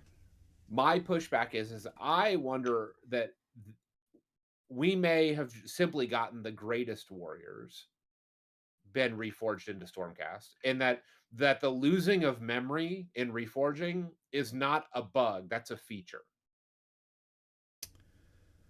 Your point being that he pulls a lot of bad people? I think he does. He and pulls actually a the lot evidence of great from warriors. the narratives, what we're getting glimpses of in various storytelling is that he's done this to multiple Chaos champions. I mean, here's what I'll say. I don't know. But like we have backstories of these folks, of some of them, and what they did leading up to it. Yndrasta, what's his name? Original Stormcast hero himself. God, why can't I think of his name? The dude who Ionis puts in the cage at the very end of the story. Vandus. God. What's it? Vandus, thank you. Yeah, good night. Yeah. Vandus, right? Like, and there's more. And, you know, they're all just like really great warriors who fought to defend their tribe or their people or whatever, and then died, right? I don't, like, the thing about this that's so silly to me, I mean, yes, I agree with you, there's like an underlying theme, like I talked about earlier. Thank you, everybody. Yes, Vandus. You know, like, there's an underlying theme that like faith is destructive, in this whole world, right? And at the same time, I don't know that like he's not you're overlaying an ethic that I don't think is present in the story. Sigmar never said, I pulling the most virtuous, ethical people. Okay? He's pulling Hannibal and Caesar and George Washington and Conan and. You get there, you get to be a Stormcast by being one of the most renowned warriors, generals, fighters, tacticians, etc. That was always the thing. Like when you look at the list, like imagine if all of these people suddenly were reforged into immortal lightning gods, right? That's or demigods. Those aren't all good people. Well, Okay. and this is what I'm pushing back against. I that's not how the narrative. I'll go back to Realm Gate Wars and look at how it was originally, like how the Stormcast were originally described, right? Yeah, they And come I down don't as know great that. heroes once they're reforged. Like he's undoubtedly sending them there with a mission. Real quick here, Sure. not James from Alaska throwing in $10. Out of curiosity, out of all the armies you Oh, two own, how many do you play routinely? I ask because I was a BOC player and soon to be a KO, and having to find another army is harder than I thought. Let's see. In the past, I'll do it this way for you, not James. In the past, like 2 months, 3 months, something like that, I have played my daughters, my Slaves to Darkness, my Slanesh, my Ironjaws, my Skaven, and my sons. So, like, then that's probably the list of the things I played the most. Tom, what about you? for me, what I normally do is I pick a new army every year. That is my normal kind of go to, and I'll go through a season from like July to July playing a single army. That's my normal approach, and so I have a lots of armies that are complete, and I will sometimes go back and so I'm always basically playing my new army, and then to the degree to which I can play an old army just by repurposing it, like with what I already have done, I'll dip back into those. But normally I'm focusing on a single army every year. Nice. There you go. Hope that helps. Not James. Okay, so to return to your ethical conundrum here. Yes, they show up as heroes, but they're heroes vis-a-vis what's going on, right? It's a chaos-filled wasteland. Like you don't have to be that great of a person to if you're showing up and like trying to liberate people. Hey, I get you're pretty good. You're the hero, right? Comparatively, but like my point is that like I don't think Sigmar lied. Is that like, oh, he was only taking like the most ethical souls, and like, no, he actually just stole a bunch of chaos people. Like, sure, I'm sure he took other chaos people too if they were great warriors. I'm sure he basically grabbed anybody who he thought he could rehammer into Stormcast, who looked like they were, who wasn't totally given over or whatever, and looked like they were ready to throw down. He's a barbarian god king, Sure, right? sure. Yeah, He has a different I ethic. my point being that I think that the Sigmar lied. I think maybe one of the lies here is that it's like, again, it's a feature, not a bug.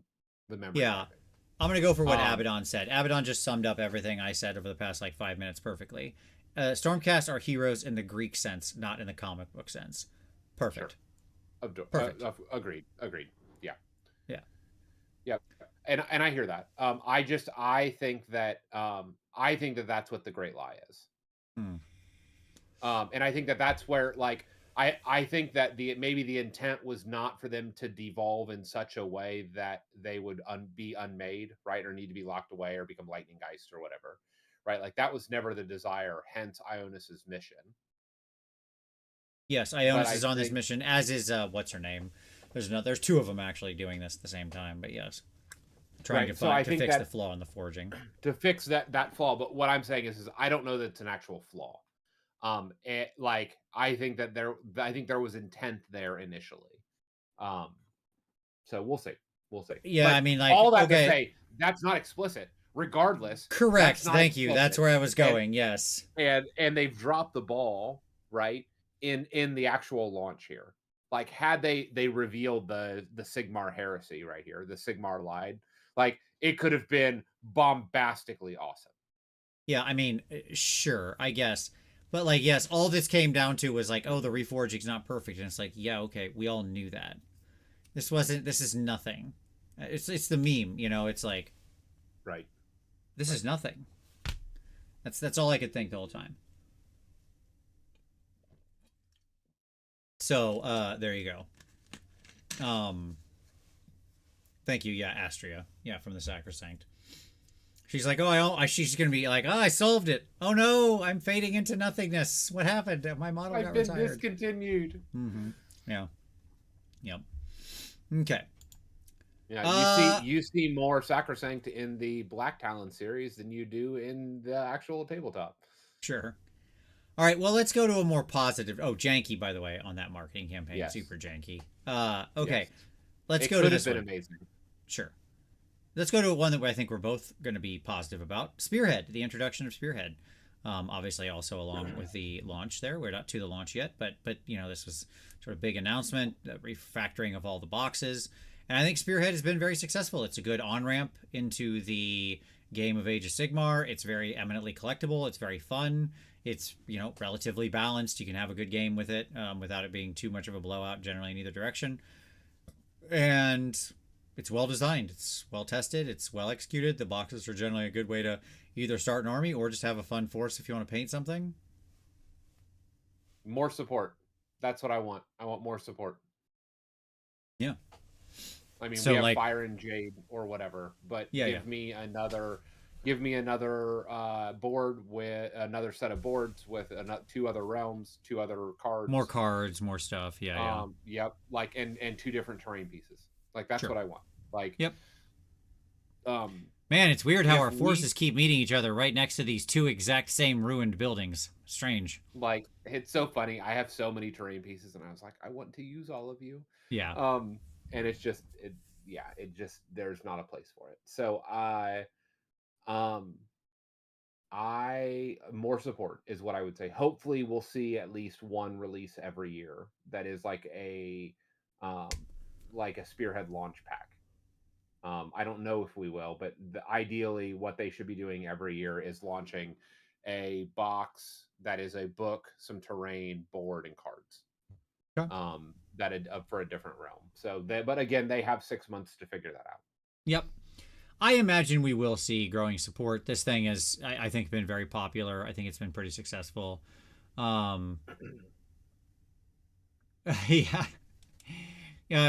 Ewan says Spearhead brought us the biggest problem of AOS 4. They did not test the main game even once with all the rules. No way they played with that in the spells. I mean, I'm sure they did, but but like, I will say, Ewan, that it does certainly. I think a lot of their testing effort went into Spearhead and not as much into some of the realities of AOS 4. I haven't had a bad Spearhead game yet. Right. It's a very balanced game, especially comparatively. Right. Yeah, it's great. I love it. Like, I have an entire bookshelf. I mean, that's part of what I was doing this week is finishing and building the last 2 Spearheads, right? Like, I have an entire shelf that is just dedicated to Spearhead, and it's fantastic. Like, it is a great game, legitimately. It is truly a highlight for me. Like, in these dark days, you know, it's so funny. Like, my local Discord watching it, like, a lot of people have just become disenfranchised, right? Sure. With AOS 4 and the current, like, state of the game and the meta and just all the things, right? All the issues that we've been running into with the launch of 4. But for me, like, I've been able to, like, I've done a couple events and stuff like that in RTT. I've done a Teams event, but like, I've been able to just hide in Spearhead. Like, in the midst of the bad game, I'm just like, I'm going to play some Spearhead, and it's great. Spearhead's a wonderful game. Agreed. Big thanky on this one. Like, obviously a huge success. Like, I mean, the work paid off. So I think that's what that shows. So good job. It is a win from all perspectives, right? Like, it is a reasonably costed price point to get into the game. It is a good way to start a collection. It is a critical on-ramp for them as a company because they had no good way for people to just, like, start playing the game. It accomplished all those things, and it's also fun and interesting and well designed with good rules and all of that. So like, just yeah, actually, from any facet, it's a winner. All right, Tom. Also, then here I have a picture of a bunch of stupid manifestations. Because we can't work our way up to the launch. Like basically, we're in launch time now, right? Hashtag new AOS. We're up to the middle of the year, and we can't talk about this without talking about the manifestation rules. The fact that these things now just pollute all of our boards in mass, running all over the place. And I find it funny that in this picture we have the Purple Sun and the Jaws. So we've got Morbid and Primal here. I pulled this picture because this is the one they shared when they were announcing this. And yeah, boy, is it funny that those things would come to it. It's also funny that the two of them are there combined with the most worthless endless spell, which is the big scythe, which will never do damage to a unit ever. If you get hit by this thing, you're suffering from like the running from the falling pillar problem. Like just turn sideways. I was playing a game this last weekend, and so I got 2 games in this last weekend.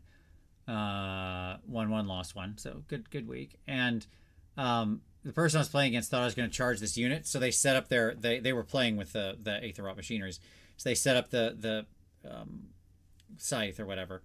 But like this is the front line of their unit. They set up the scythe like this, expecting you to. So if I charged into it, it would actually move forward and hit me, right? Yeah. Would be the idea. And then So did you just charge it? No, the problem is that it ended up being that because of then what happened in the game, we were playing Starfall or whatever, Star Strike. And so then the comet fell and set up the objective, and his only unit that was anywhere near I just didn't attack that unit that round. That was anywhere near the objective was that unit, so it had to go run around and like displace itself from that. And then that thing was just like just floating around, literally going nowhere. It just sat there the whole game. Thing's worthless. Anyways, manifestations and them. I'm just gonna go ahead and get ahead of it now. Janky. I do not like the current world we live in of manifestations. I think personally we should yeet.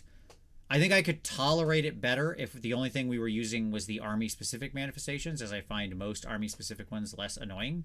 They tend to have like only one offensive one and one sort of static utility buff thing, and then like one just other rando situation. You get less like just manifestation on manifestation while fighting a faction terrain piece thing. You get less of that when you're using the army specific ones. I think that like my perfect position, we just yeet the entire thing into the sun and just stop having these manifestations, period. But like I will fall back to a secondary position of yeet all the generic ones into the sun, and everybody just has like just you play with your army specific ones. Now they'd have to like put out army specific ones for the few armies that don't have them, I suppose. Or not, I don't care. It doesn't matter. Make it less important part of the game. It just sucks right now that you feel like if you don't have them, you're on the back foot. And yes, sorry, Ciro Delian. It's Maelstrom, Malevolent Maelstrom. I'm gonna push back. I like playing with them. I understand that they clog up the lanes. I understand that they are more bodies. I understand all of those things, right? I like playing with my toys, and a lot of these models were in boxes. Many of them were painted and just never got touched for years. Sure. Right. And so I love being able to actually put them on the table. I love that I get to play with these things and that they're a decision point in every army that I build. Really? Is there a decision point, or is it just like do I feel like being a jerk and taking Morbid, or am I going to be nice and take Primal?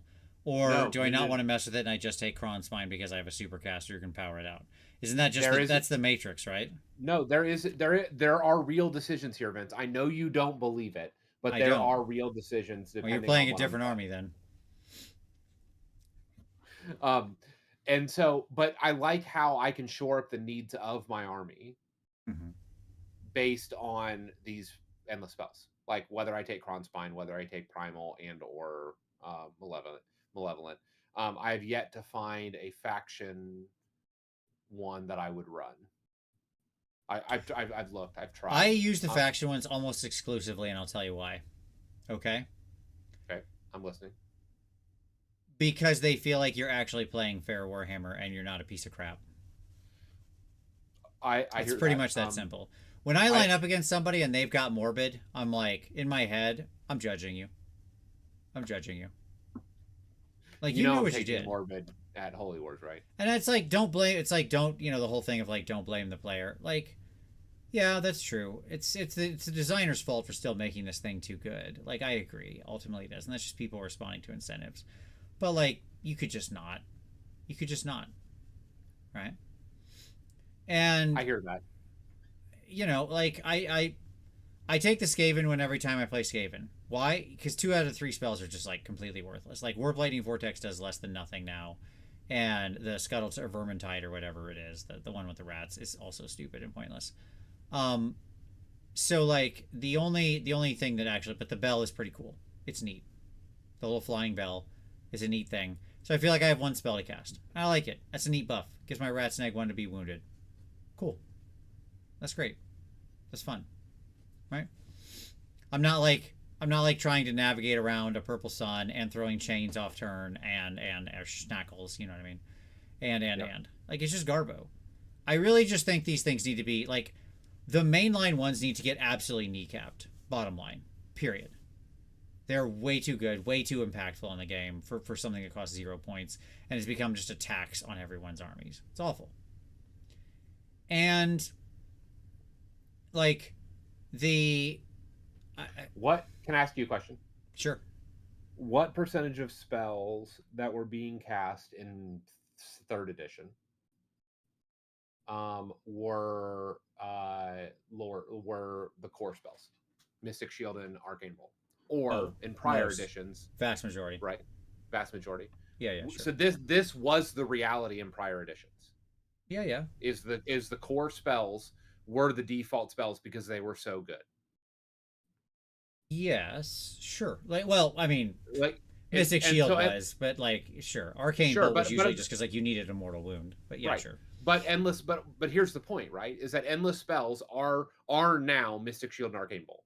Like I agree with that. Unfortunately, do you like the fiddly rules? Did I have to figure out when my Arcane Bolt was a real person versus when it was not, versus when a model is near it and can charge, and when can they move away, and like what happens with this type of thing that I pick a point on the ground? Wait, does it do damage? Hold on, this one affects an area, not I don't pick targets for it, so it can't do it. Like, get out of here. I get it. These things are such a barrier to playing the game. They just are. For like the vast majority of people, playing with these things play them wrong, game to game. I believe like that. they mess up the rules. Yeah, I believe right. And like yeah, Mystic Shield was the default. Like I don't disagree because it was like the most powerful spell they wrote. Right. That's not saying anything except that it's good to have +1 save. Yeah, no doy. Right? We still complained about Mystic Shield. And Mystic Shield, I didn't have to worry about whether or not I could charge near it.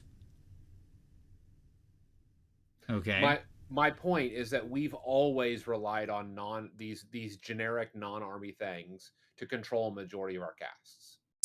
Now, I understand that the ancillary rules that are now impacting the gameplay. I totally get that. And I totally get that even when there is choice, it is disproportionate, right? That people are choosing these over their army lores. I also think that's a mistake. It is. Right. Yeah. I think the main spells should be toned down. But in general, I do like endless spells. I do like the fact that I can cast endless spells every game. I enjoy that. Now, let me be very clear. I also understand that the core stuff truly does need to be toned down. Yeah. Like, I like these things conceptually. The idea that you summon out the endless spell and then it's like a thing that goes and roams around and you get and fight it and punch it to death. I legitimately like that. Okay. It's a cool concept. But the execution, once we move out of the concepting stage into the actual execution, okay? So, like, when this first got announced to me, I was in a room with Matt and some of the other people from GW, right, before the game came out. And this got told to me that this is how it was going to work. And and alarm bells went off in my head like a ship that just had a hull breach, okay, and was going down. Because like every klaxon was sounding, because I immediately had 50 questions. How are these going to be balanced? What are they going to do? When do you interact with them? How do you interact with them? What, like, are there going to, is there enough physical, you just said everybody in the world has to have one of these. If you play the game, you need to have the full set of them. Okay? If you want to be on even footing. Yep. Are you going to have enough of these in stores for everybody to do that? Like, these are the questions I asked immediately. Okay? And, like, look, time has shown the answer to a lot of those questions was, it's complicated, nobody knows, and no. Right? Sergeant Orc with a super chat. Hey, Sergeant Orc, welcome back. Would you be okay if the spells were always units? Oh, okay. So if, like, you took them and they showed up and they were kind of just, like, hanging out with you, and then you, like, put them, like, you literally put them on your list. Yeah, I mean, if these were a thing you paid points for again, but that, like, I get why they didn't want to make them cost points. Like, I understand the instinct. And so if they're going to be, but the problem is if they're going to be free, these things need, like, then it's just money. It's just a literal physical tax, like real world money tax on playing the game. And that's what sucks. Right. I'd like it probably better. I think. Sergeant. Faction train is the same thing. Faction train is the same. 100% it is. I've hated that too. I've made no bones about that. That stuff's garbage. Okay? Like, fight somebody in a dumb Lumineth shrine and then tell me faction train isn't the stupidest thing in the world as they're running around in their rock power armor. And then you blow the thing up and they just pop out. Them. You can't attack. Who cares? They're just running around in their little power armor casting spells. You can't attack them either. I understand. Okay. Like, neat. They float around, be invulnerable, and then, like, if you happen to blow the stupid thing up, they just, like, pop out the back and run away. Right. Dumb. Anywho. I just, like, look, I agree with you. Conceptually, it's neat. It does lead to some neat moments. I really just think, ultimately, this is janky. It's janky. There's no way you could say that this, so far, hasn't been jank in what we've experienced with these. Right? Mm-hmm. I agree. They have not been balanced. Availability, cost, rules, balance, all negative. Idea, positive. Those scales are rough. Okay. Yeah, Abaddon says faction terrain just ends up being an unlisted battle trait. It is. It's a battle trait you have to stand in a particular place to take advantage of with a limited range. That's why it generally sucks. Right.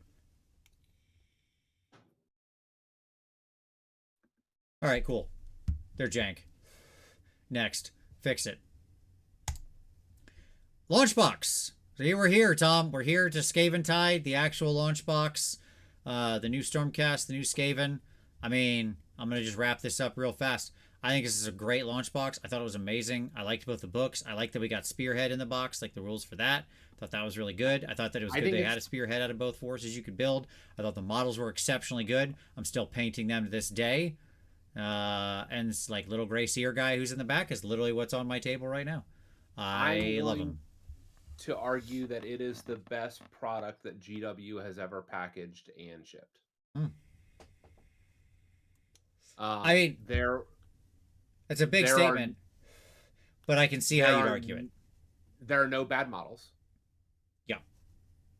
Okay. None of them. Yeah. Like, I agree. you can argue that the rules wise, like, sure, the Claw Lord on Rat or whatever is useless, right? Sure.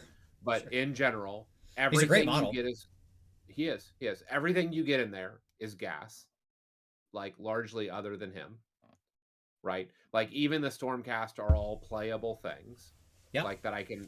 And Like again, amazing models like Redo on Prosecutors, fantastic. Reclusians, amazing. Even the basic amazing libs were really models. good. Yep, yep, It yep, came yep. with terrain this time. It's never Yep. come with terrain before.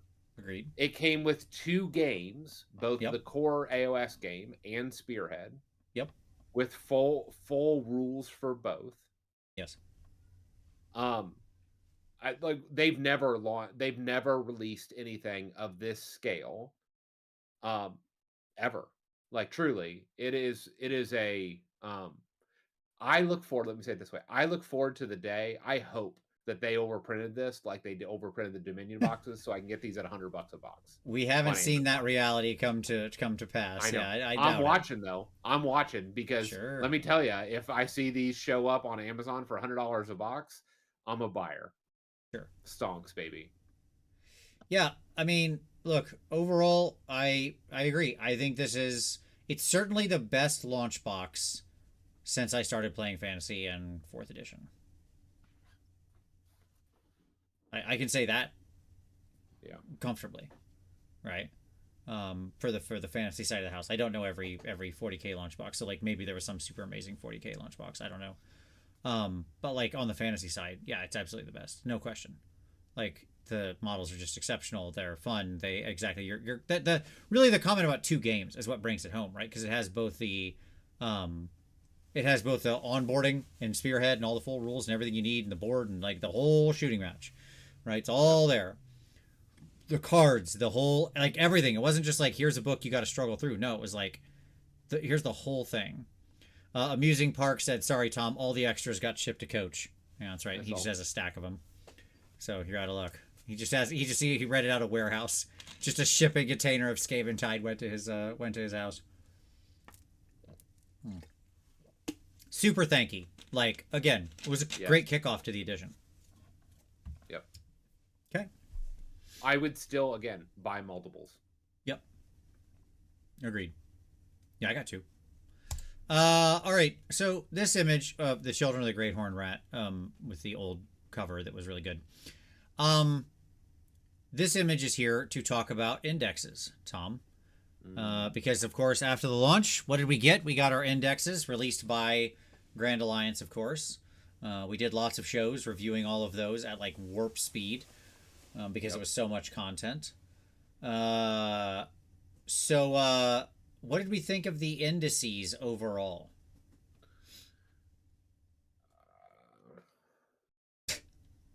I mean, on balance, and by that I mean like on the metric of balance, certainly we can't give it very high marks. No. I'm going to say janky. Yep. For a variety of reasons. Sure. Let me just state this positive. Hold on. I do want to get this one positive out of the way because this is a real positive and it's really important. And then let's rip into this. They were all free. And they just put them out and made it all available all at once, basically. So everybody had their rules. Until the Battle Tomes dropped. And this is where I understand where you're going to go. I know where you're going to go. I'm just saying like it was good that they didn't try to like put out books. Yes, you could buy the cards optionally, but you didn't need them. The PDFs were perfectly fine. And that was a good thing to make all the rules available free. It's how all rules should be. Okay, go ahead. But then they also you could download the PDFs for a season, but now that the Battle Tomes, as each Battle Tome has dropped, they have discontinued and pulled the old PDFs off the website. They've discontinued the use of the rules in the app post book launch. Like this is so egregious, and I understand, but you can't take that against the indices. We're going to talk about Battle Tomes. I do because because what we're talking about is they have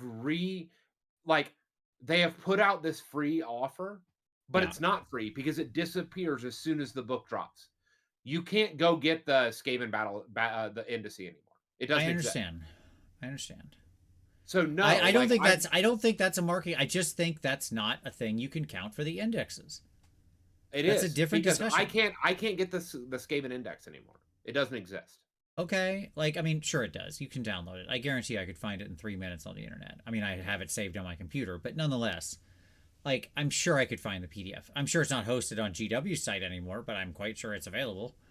But anyways, I regardless, I just don't think the reason I'm pushing back on this is because you have to examine the indices against themselves. Like they were the product they were, okay, and like what came after them and their removal when Battle Tomes came out is a separate issue. It just is, and that's a separate issue of their crappy marketing practices, right? It has nothing to do with the indices themselves and like how they were constructed and the rules they had in them and all that kind of stuff.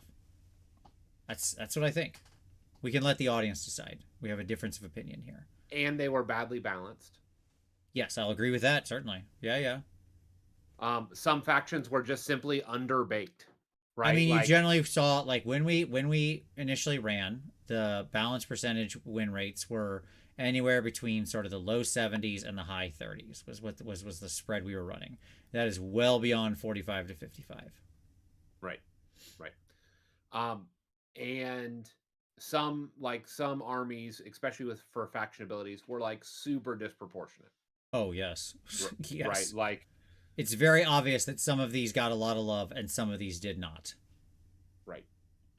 So I just I appreciate they were free.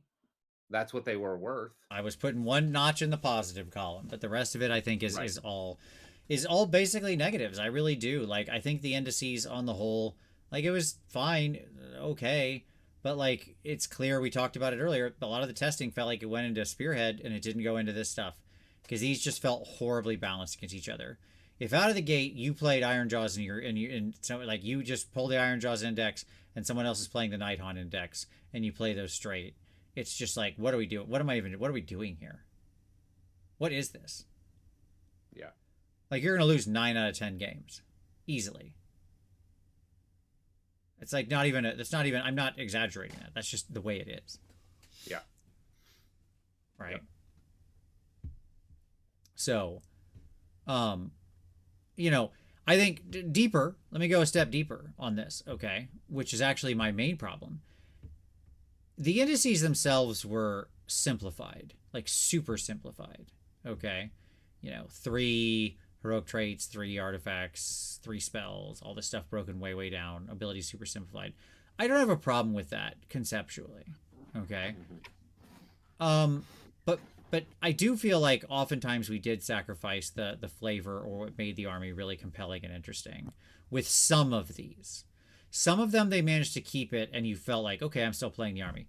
S2D before the current book, you still felt like you were playing Slaves to Darkness. They still kept all their fun toys for the most part, right? Mm-hmm. Whereas if you're playing ogres, that's not the case. It's just not the case. Right? Right. So, that I think is the actual mortal sin to me. When you sort of destroy the soul of the army through the rules that you print, that to me is the actual that's the sort of killer. Now, if we were going to move into secondary concerns like you're talking about with like the battle tomes and stuff, oh, don't worry, we'll have plenty of things when we get to the battle tomes, because yeah, I'm going to agree with you. I got some thoughts on that transition. I just think that's actually a battle tome thing, not the index thing, because like they could have just released the indexes and been done. Right? Like we could live in a world where there is no such thing as battle tomes. That's fully possible. Sure. Right? That could be how they publish their game. They could do other books. They could do narrative books and Yep. like a new Broken Realms thing. They could do adventure books type of stuff. Yep. They could do scenario books and alternate play mode books, and like they could still sell books galore. They just wouldn't necessarily have to sell battle tomes. Yeah. We could live in that world. Yeah. That feels like that would be better for everyone. Yeah, I mean, when D&D releases its new edition, generally you get a player's handbook with all the classes in it, right? Yep. And like for the most part, you don't really get from the mainline company, you don't really get more classes over the course of the edition. You get like subclasses and new way and that could be like you'd have books that publish additional subfactions or stuff like would be the equivalent, right? But it's pretty rare you get a new mainline thing. Right. That information's there. That's it. That's what it is. Right. So. Right. It feels like because they have the app and because the app is such a core part of the game experience, I mean, for the last 2 editions, right? It feels like we can not buy books anymore, or we should be able to not have to rely on the Battle Tome churn Right. and utilize that publishing opportunity, utilize that for other ways to publish and support the game. Yep. Agreed. And that the core rules don't need to be in those spaces. Kyle Sunderland says FEC feels so much worse than 4E. That's another good example of like a faction that just got like smacked upside the head, right? In the index. Yep. Yeah. Yep. That thing dropped and I was like, nope. And the army that I was playing this last year. It was, right. Yeah. And I had planned on carrying it forward and read that, and it was like, no, this is not happening. An edition does last 10 years in that game, arguably longer, since you can still use all the 5th edition content in 2024 D&D. So, yep. Yeah. Arguably, that edition will last 20 years. It will be D&D for a generation of people by the time we get to 2034. Like that, effectively, that D&D will have been D&D for a generation. Yeah. Right? An entire cycle. Yep. I wish that GW could have learned that. Sure. Like, learn those lessons about how to be successful, right, with their product. Yeah. Okay. Wanted to talk about some of the new models that then got released, sort of ancillary with the upcoming Battle Tomes, right? So, for example, the Brood Terror, who showed up in the art of the core book in Scavetide in the box set, but then wasn't. Like, the model was in the picture. Right. And yet it wasn't there. He got announced. We were like, oh, that guy. Okay, cool. Yeah, we saw him in the picture. So Brood Terror, I really like him. Again, I just removed this little extra arm bit off here. Like I cut this right here. This piece off right here. Yep. This extra weird flesh piece. I just cut that and left him with the 2 arms for the master molder he's attached to. It makes him look so much better. You can actually like see his abs. You don't get this extra dangly bit for no reason. It's great. It was easy. I just sanded it down. Bit? I don't know. I really don't know. It's like part of a rat, maybe? His legs? Because you can see that other mini head. Yeah. This is the master molder they stitch into him. But like, I assumed this was like his legs or something, or one of his legs. I don't know. Yeah. So like, but I like this dude. I ran him this last weekend. Because I painted him and gosh darn it, I'm going to play him. And he was fun. He died, but he was fun. 100 points over costed? Yeah. But, it's whatever. His shooting attack's actually pretty decent. Molder's like a shooting army now, too. You don't think about it, but it is. Yep. It is. Him and the Storm Fiends, baby. Let's go. And Rat Ogres. Let's go. All those Warfire Cannons. Exactly. And then I've got the Torgilius model, just kind of talking about the additional releases. Just kind of wanted to wrap all these up. I think the additional supplementary models that got added to the 2 armies after the book, so like the Galvaniers and all the new Warlock, associated Warlocks, and the Arch Warlock and the Warlock Galvanier, Torgilius, all these expansion things, the full set of Reclusians, right? I think I have what's his name in here too. Oh, see, hold on. But at any rate, I think they were good. No, I agree with that. Like, I love the new models, and honestly, when I look at these things, like, it feels like they could have taken like those things that were true additions to the line. Paywall lock those. That's fine, right? Like, that is an appropriate. Like, if they want to do that and tie that to book purchases, that all feels fine. But things that I could access like a week before book launch and then the week after book launch is now locked down. That feels bad. Sure. That feels like something has been taken away from the community. Yep. I gotcha. And that feels bad. But like, if they're launching new models and new units, then yes, that's fine. Paywall lock those things behind the book purchase if they feel obligated to do that. Mm-hmm. Yep. But yeah, overall, thank you for these new and additional models. I thought they were really good and cool. So, yeah. Agreed. Now we go to War Scroll Builder. I've just got this thing here that says War Scroll Builder. We pour one out for War Scroll Builder. Tony P, the man, the myth, the legend, the Warhammer hero, one of the greatest of us all, who kept this thing running. Now, sadly, we have to use this Garbo app. Well, I don't. I use what JP Gannis made. I'm not gonna lie, which is AOS Listbot. That's what I just switched over to using, or what I call new War Scroll Builder. It's reborn. So thank you, JP, and because I am not using that app list builder, I really hate it, and I don't feel like building lists on my phone. Well, do you have a subscription to Warhammer Plus? Because if you don't, you only get one army. That's not true. Your original armies that you made, you get to keep, and I made 2,000 point versions of every army before it flipped over. It's shenanigans that I can just edit. Well, no, but that's my point. Is that they're so bad at technology too. Sure. I have so many thoughts about that. Like, we can talk about that, I guess, too. Yeah. I've had so many issues with their. Anyways, let's continue. No, it's fine. I just wanted to shout it out. I was super thanky for War Scroll Builder. It was great. Now I use AOS Listbot or whatever. So JP Gannis coming in. Shout out to him. That's been my go-to. But super thanky. It's janky as heck that it got retired. It was a great piece of simple software that we all got to use. So thank you, Tony, for all your hard work. Because I know it was basically him behind the scenes wiring this thing up for probably not much money the whole time. So there you go. All right. Next up. Oh, yes. This thing happened, Tom. I put this in here. Remember this starter set? It's where the art from the cover of this show comes from. Nope. Neither do I. What is this? This happened. It was like for Barnes and Noble or something, right? Like, this is what it was, I guess, probably. No, I believe that's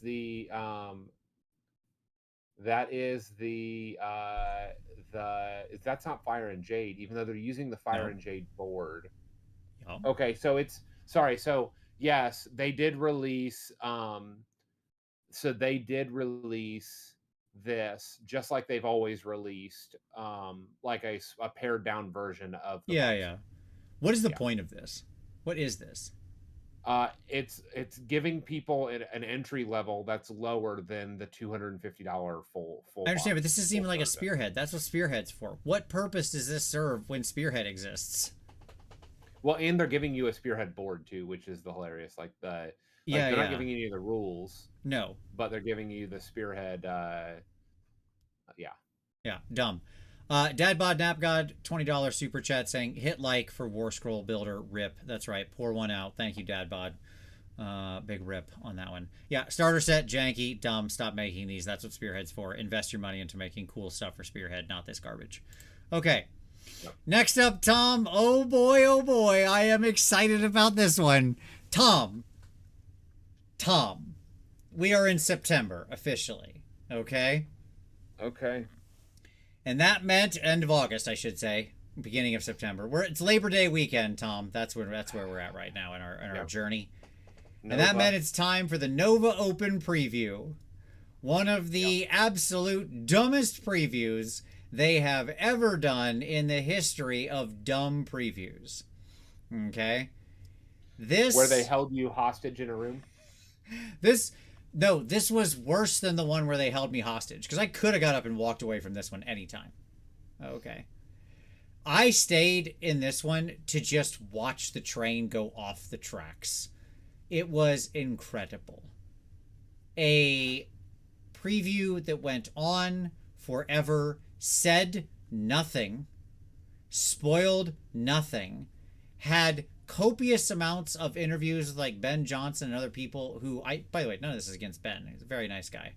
And I like Ben quite a bit. Even though I don't think he's your biggest fan. Maybe he is now. Who knows? I'm sure he's softened in his old age. No, he's always been very nice. All the people who they interviewed from AOS are very nice. They're all people in the studio who I like. And they put them on a couch and made them say nothing for like 10 minutes. It is incredible. Yes. I remember watching this and going, what? I felt so bad for them. The only funny one was that the Horus Heresy guy was the best. Because that dude was like just out of Fs. Okay. He was just like, well, we could do all this and this. We could make Dark Mechanicum. We could make this thing. We could make these other things. We could make all these amazing things. We're probably not gonna. We're just gonna make more Space Marine stuff for a while. We got a lot more Space Marine stuff to do. It's just like, okay. Yep. Dude's just laying it out. I mean, like, this preview was so janky. It was miraculously bad. Miraculously bad. Yeah, it was incredible. Like, what an absolute just mess. Yeah. I want to use some bad words here, but I won't. Like, just terrible. My favorite, Tom, still to this day, and I quote it all the time. Like, I'm going to quote it this weekend. I guarantee when I am hanging out with Sam, I will quote it because we quote it all the time, which is the Old World preview. On the Old World roadmap, yeah, there was text that just said metal, resin, plastic. That's it.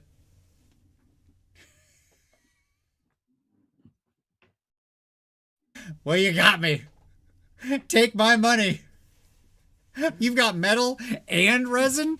Whoa, and plastic? Holy crap. You have all sorts of things that can be extruded.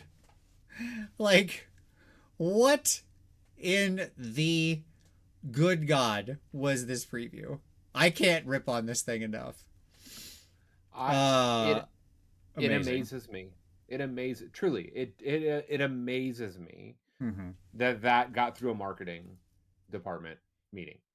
Like, I think about my own marketing department meetings, and sure, oh yeah, like, you have people who are like expert marketers who've been in the industry for like 20, 30 years. And this is what we're gonna preview. And if this came before me, I'd be like, go back. Yeah, go back. This is not good. No, this is bad. This is not okay. It's just not.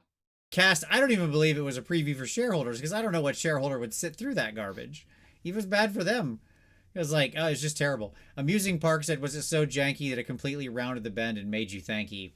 No, but like it was like sort of the Batman versus Superman of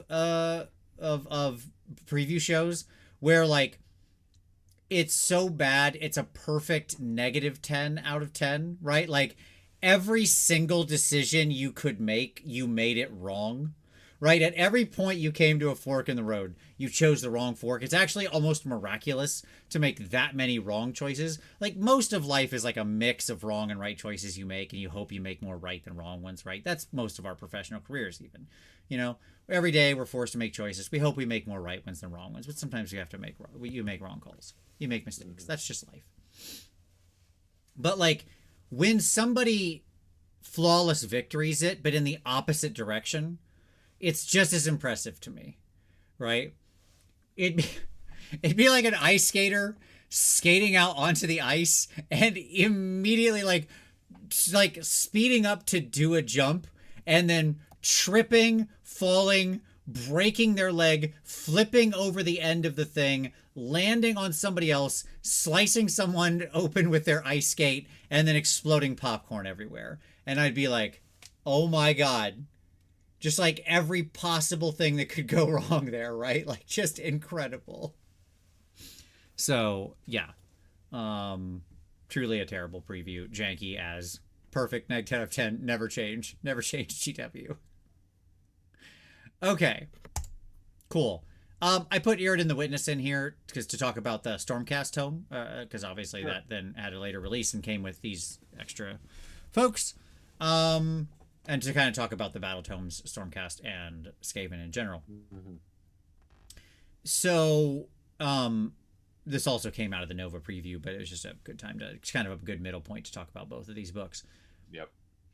This is where I think all your righteous anger from before should be placed.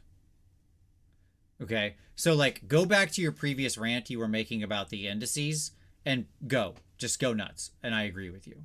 Like, what? Now say what you were going to say. Do your thing. Go ahead, Tom. You have the floor. It's not worth it. No. I've your righteous indignation has been spent. It's just moved to apathy. Like, I just, Like I'm sad. I'm sad for GW to have made bad decisions. Like good decisions for the consumer are also good for the business. Yeah. Right? And what has happened here is that they've just made bad decisions for the consumer that have simply put people off. They released like it's only went from bad to worse. Yep. Let me just so I'm getting spun up now. I don't know. Because now come on, baby, let's go. because not only did they release they released the battle tome, increase the price again. So we're up to 60 US. Let's get a chant in the chat. Let me hear a go Tom, go Tom. Let's go. Okay, keep going. So going. then they also released the Gamer Edition, which is even more expensive, a third more expensive, up to 80 USD, where the only battle tome cards came in. Yeah, that you get the tiny, and they're tiny cards, and you don't get the actual tiny, rules. Bad cards now with no rules. You don't get the battle trait rules and heroic traits and spells and stuff. Yeah, right. Like you don't gain those. But even fast forward, like even the new cards. Like I was at the store the other day, for the new like Slaves to Darkness cards, and I just looked at it and I was like, not like this. Right. Like I just put them back and I was like, nope. So I spun all the way around. Right. Like this is how bad this trajectory went. I'm never buying a book again because I don't want to pay for the rules unlock. To like I'm only going to do battle tome cards. To oh god, is this what battle tome cards are? And soft cover. I don't want to collect those books. Okay, I'm just going to buy the cheapest book possible and be all digital. Yeah. Right? Like that's the world that I'm in. I went on the full journey of like I'm never doing this to I'm doing the bare minimum possible ever. Just so that and also the fact that everything is locked behind the app, that everything now is paywalled, even the War Scrolls, total garbage. Like it's just horrible choice. We haven't even talked about the fact that the battle tomes that you're charging you money for are just functional reprints of the index. And you know what's even worse is that if you take the code and put it in the app, oftentimes there are days of lag time. Sure. Like their technology is so bad. Like I had to send in a support email because my Skaven book that I had purchased and wanted to unlock the stuff in the app for when I was traveling wouldn't unlock. Mm-hmm. And it took them like 2 days for it to finally get unlocked. Yeah. Okay. Like this is like, if you're going to implement this paywall, make it work. That's what I'm asking. Like if I'm going to pay for it, and like I still like I've had a Warhammer Plus subscription for more years than I want to like admit, and yet I still get an error in the app that says I'm not subscribed. Right. And I can only have one list when I'm subscribed and logged in to the very app. Yep. How? Why?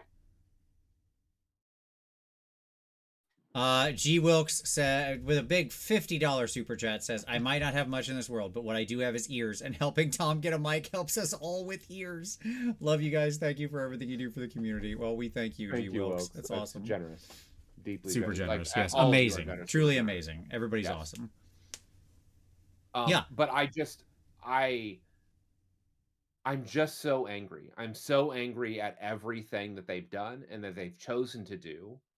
And it's really moved me to a point of like, I have an entire shelf of like War Scroll cards that I used to buy War Scroll cards for armies that I didn't even know if I was going to play, but I wanted to make sure I had them for the next, for like in the event that that's my next army for the next year. Like if there's a possibility, I would buy the War Scroll cards.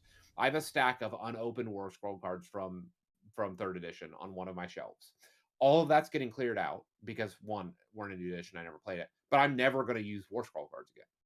Right. Like it's not worth it. And I'm like,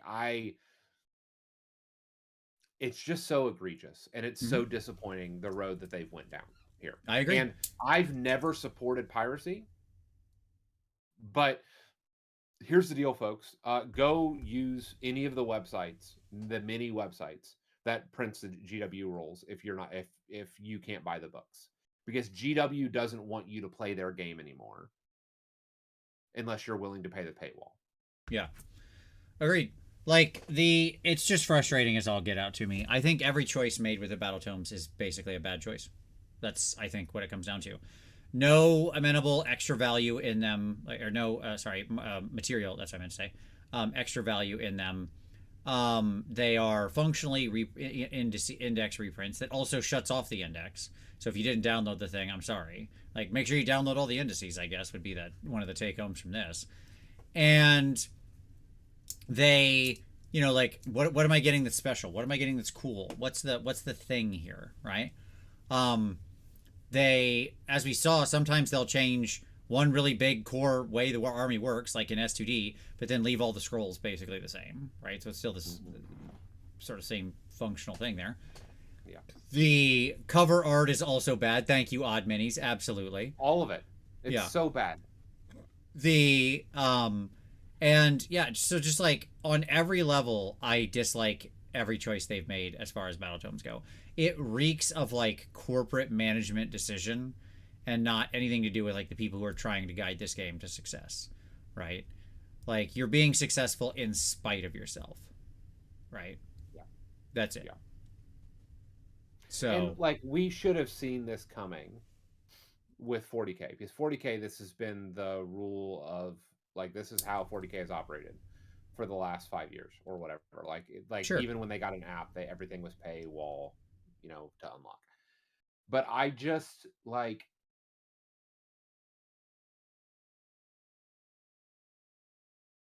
read the room, read the market.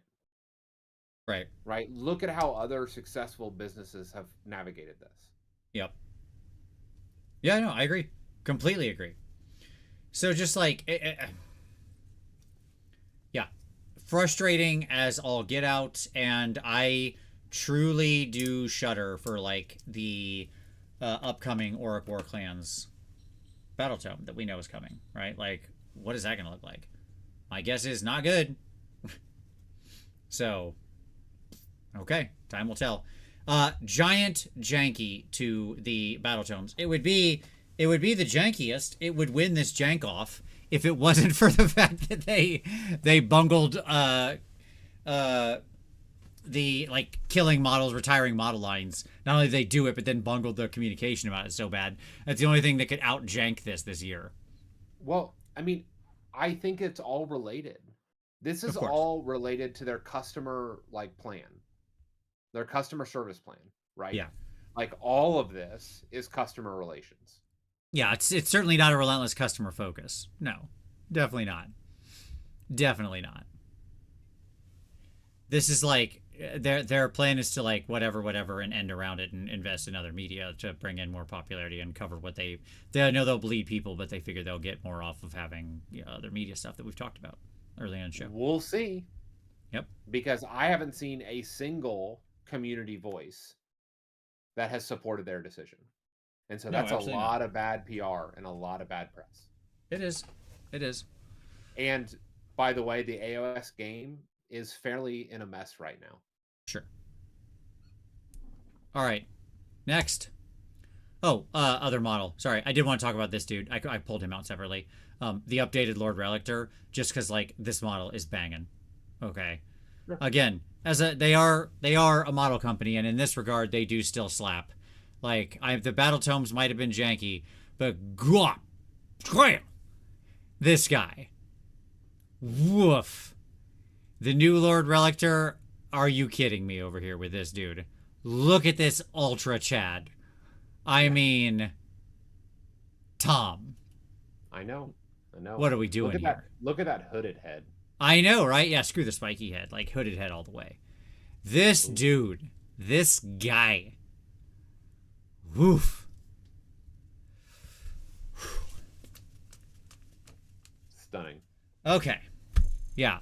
Huge thanky for this guy. He's amazing. He has 40k crossover power to be a chaplain. He is, like, Lord Relictor's always been a popular model. It's been in most people's armies. You get a model like this to support it. Woof. I mean, Here we go. Let's go. This is what happens when you bring real talent, right? Which is what the GW sculpting team has. Let's not, like, all the things we've been super thanky for, if you look back, it's like the incredible models, right? Yeah. And like that's the juice. And like there is no doubt that their sculpting team, their model creation team, from the digital artists to the actual sculptors to the painters, is truly exceptional talents, right? And just the absolute best in the industry. I hope they are all compensated accordingly. Okay, so Hendrik says this will be the model of the year thanks to 40K players. That's a good one. All right, and then I had to put here, because Tom, I wanted to talk about, I put in the Stormcast outhouse, the lightning porta potty, because I wanted to talk about the upcoming proliferation of faction terrain, what we're going to talk about here. Obviously, we got this thing. This thing's fine. It's quite big. It's a big building, whatever. It does something quite useful in the army, which is just give you an all-the-time teleport, which is cool. But, like, are we excited for every army that doesn't have faction terrain to get faction terrain? Because that's clearly the trajectory we're on here. That's what it feels like. I agree. I mean, this is what I called 2 weeks ago, right? Like, yeah. You know, right now we had 2 that didn't have faction terrain. We have 2 now that have faction terrain. So this is the trajectory we're on. I expect ogres will get a 3rd for no reason, and it will also be only for the Gutbuster side. Indeed. I mean, what I'll say is this. I would expect that we will see endless spells and army terrain for every faction. Like, that is the road that we're on. Agreed.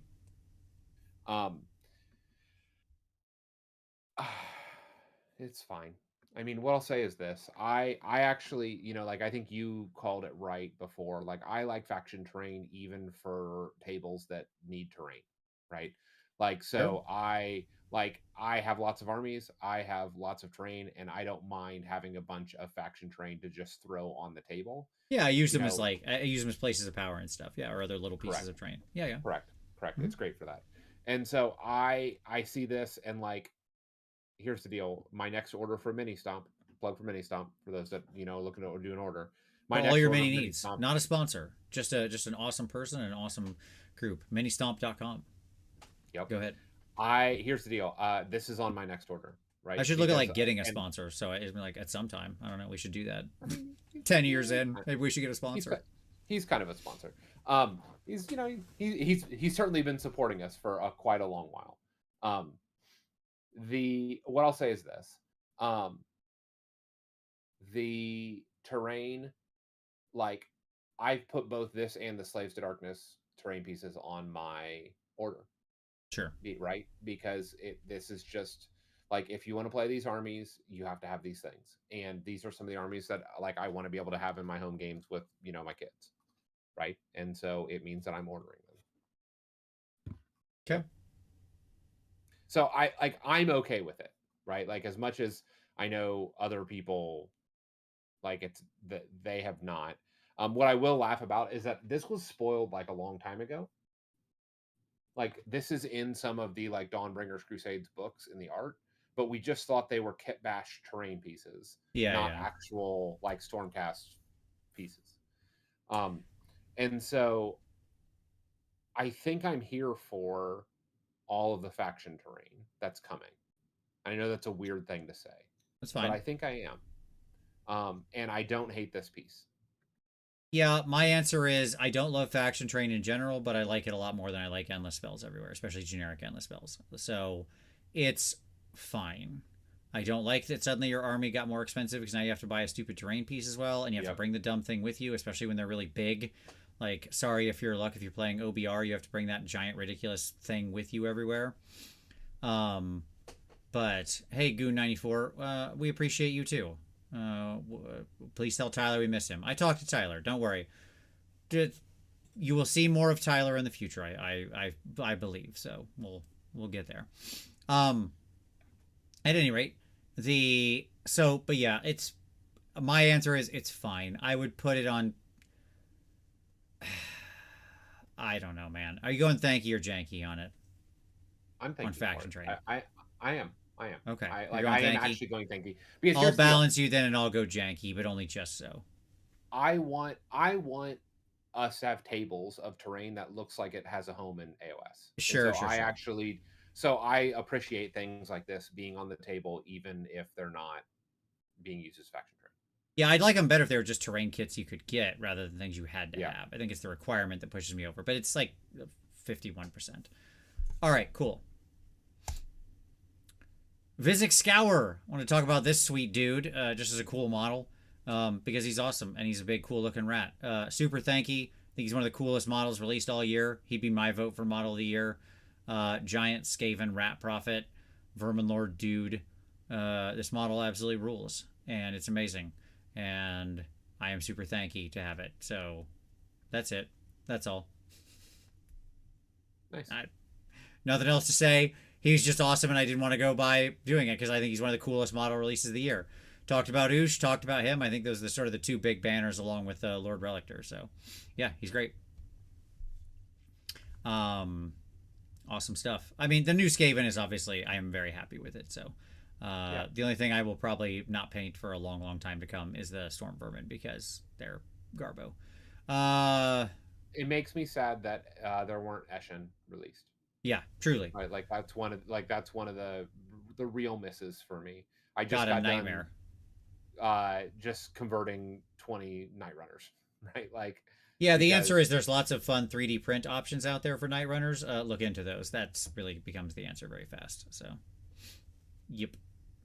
I went a different direction, but sure, I appreciate that. Absolutely. New Arch Warlock, Janky. I also couldn't let this guy sneak by. Thought I wasn't going to mention that the Arch Warlock is crap. You were wrong. You were wrong. There was one failed model in the Skaven release, and it was turning my beautiful boy, my perfect boy, into this monstrosity. Okay? Yeah. It's so funny. I built him in my prep, right? Like I picked up this model. Sure. And because I couldn't find a good Ikit Claw, right? And it's so funny because as I built him, I'm like, oh no, it is like he has all the components of Ikit, right? It's just a bad sculpt. Like it's just a bad body positioning, hand. Like he has all the pieces of he just looks hunched and weak as opposed to Ikit, who looked like mighty and powerful and fearsome. Also, 4 up save. Yeah. 4 up save. 4 up save. That's what we're going with here. Yeah, I know. So rat and power armor. Give me my 1 3-up save in the entire army, okay? It was cool. It was neat. We're going to leave this dork at 170 points. I would say if we're paying 170, he needs to have that 3-up. Like, come on, man. It's just like a cool thing. Yep. Whatever. We're not allowed to have cool things anymore, so there you go. All right, anyways. Arch Warlock. Janky. Janky. Janky rules. Janky model. I plan to convert my Arch Warlock out of many different bits. That's what I'm going to do. I'm going to make a new Arch Warlock, as would be appropriate for Frankensteinian monsters such as the Clan Scryer. So there you go. Okay. Here I have the Battle Force Iron Jaws Wreck-A-Mob because, Tom, we were going to talk about the Christmas Battle Force boxes or whatever, right? So there were 4 of them. I picked the one with the Iron Jaws because 1, it's Iron Jaws, so it's cool, and 2, I think it's like the best one because it gives you a bunch of Ard Boys, which are good, and it gives you a bunch of the Brute people, which are also good, and it gives you a Big Pig, which is also good. So in general, because you're going to build the Middle Pig, which is the good one, and in general, so it's 3 use. Everything in here is useful and actually in the reasonable numbers you would want. I bought this box. Yeah, sure. For my son to to build out his army, right? He had old Ard Boys. He had 10 new ones. He had a bunch of old ones, but he hadn't painted those yet. And so I was like, nope, this is a perfect box because this will give him another 20 Ard Boys. This will give him his second Big Pig. It'll give him some of the Wrecker Brutes to mix in. To kind of experiment with and figure out, what numbers he likes and what he likes to play with. And so I felt like this box was just banging on all cylinders. Like it really is like the best of boxes, even though the army is trash. It's the best of options. It won't be forever, and having the models is always good. We'll see. Rules come and go. I'll be the judge of that. I mean, if not this edition, the next one, right? Like once you have an army painted, it can be forever, basically, or until they retire it.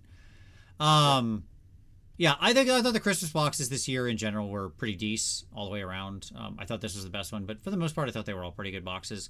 THANKY. These all scored a THANKY from me, but this was like the most THANKY. I thought they were all pretty good. Like what they contained was good. They all had like units you generally want to play with if you're playing the army. Yeah, they were. It was a good year. Like they didn't just throw in a random giant or something for no reason, right? Like they actually had quality boxes full of quality units that you generally would want in your army. Yeah, So and this was all new models. Like that was what was fascinating about this yeah, yeah, box. yeah, It's yeah. all new product. Yep, absolutely. And that was like this is the only one that's well, this might be the only one that's like 100% new. I think. Yeah. I think some of the other ones all had mixes, but there was new stuff in the others. For like the FEC one, for example, had the new Bat Knights in it, a bunch of the Bat Knights, and obviously more Big Knights are good. So I mean, in a bad army, but they're good. So yeah, I thought overall, great stuff. Good job. Good for new people. I agree with Braun who made it. Said good for new people and good for people who already collect. So yeah. Captain Hadrasaur says, I feel like maybe 2 of the new Spearhead plus buying a big pig might be better than the Christmas box, dollar-wise. Tom, what's in the Spearhead? I'm trying to remember what actually comes in the Spearhead. So it's basically all brutes. It's the orc, it's the mega boss. It's 5 brutes. It's Yeah. 3 of the rager guys, and Okay. I think it's Is it like are there pigs in there or are there no pigs? I don't think there are. Is it 10 Ard boys? It might Oh, be maybe. 10 I Ard don't know. boys. It might be 10 Ard boys, 5 brutes, 3 ragers, and a mega boss. Gotcha. That feels right. Okay. Maybe. I think that's what it is. The main problem with FEC is it's asking it wants to do something that is actually impossible in 4th edition, which is have your normal heroes fight. Normal heroes die if they go into combat. They get blendered by anything they touch. So, because the damage in the game on your hammer units is just like exceptional. Like, what are you gonna do? You're gonna roll your courtier into like touch a unit of Therodons on the side. Like, good luck. That guy's red mist. Yeah. Floating in the breeze, right? 10 Ardboys, 5 Brutes, 3 Ragers, 1 Mega Boss. Yeah, you were right, Tom. There you go. I knew it was either 3 pigs or 10. 10 Ardboys. So you're saying by 2 of the new Spearheads, so you'd have 20 Ardboys, 10 Brutes, 6 Ragers, 2 Mega Bosses, which you'll never need. Well, each spearhead's $140, so that's 280 plus the cost of the pig, which is another 60. You're at 340 versus these boxes, which are 225. Yeah, the question would be like, is this plus getting some brute units, like 2 brutes, the better buy? I don't know. But then you're getting 2 mega bosses. Yeah, it's hard to say. Well, I'll give you my honest answer, Captain Hadrasor. I don't think either one of those is actually terrible. So my answer would be, I think you're fine either way. Like, you definitely want the 20 Ardboys, 10 Brutes is good, 6 Ragers is good. Having a Mega Boss is generally good. Like, having a big pig is good. So, like, I don't think you're, like, off in crazy town either way is my answer.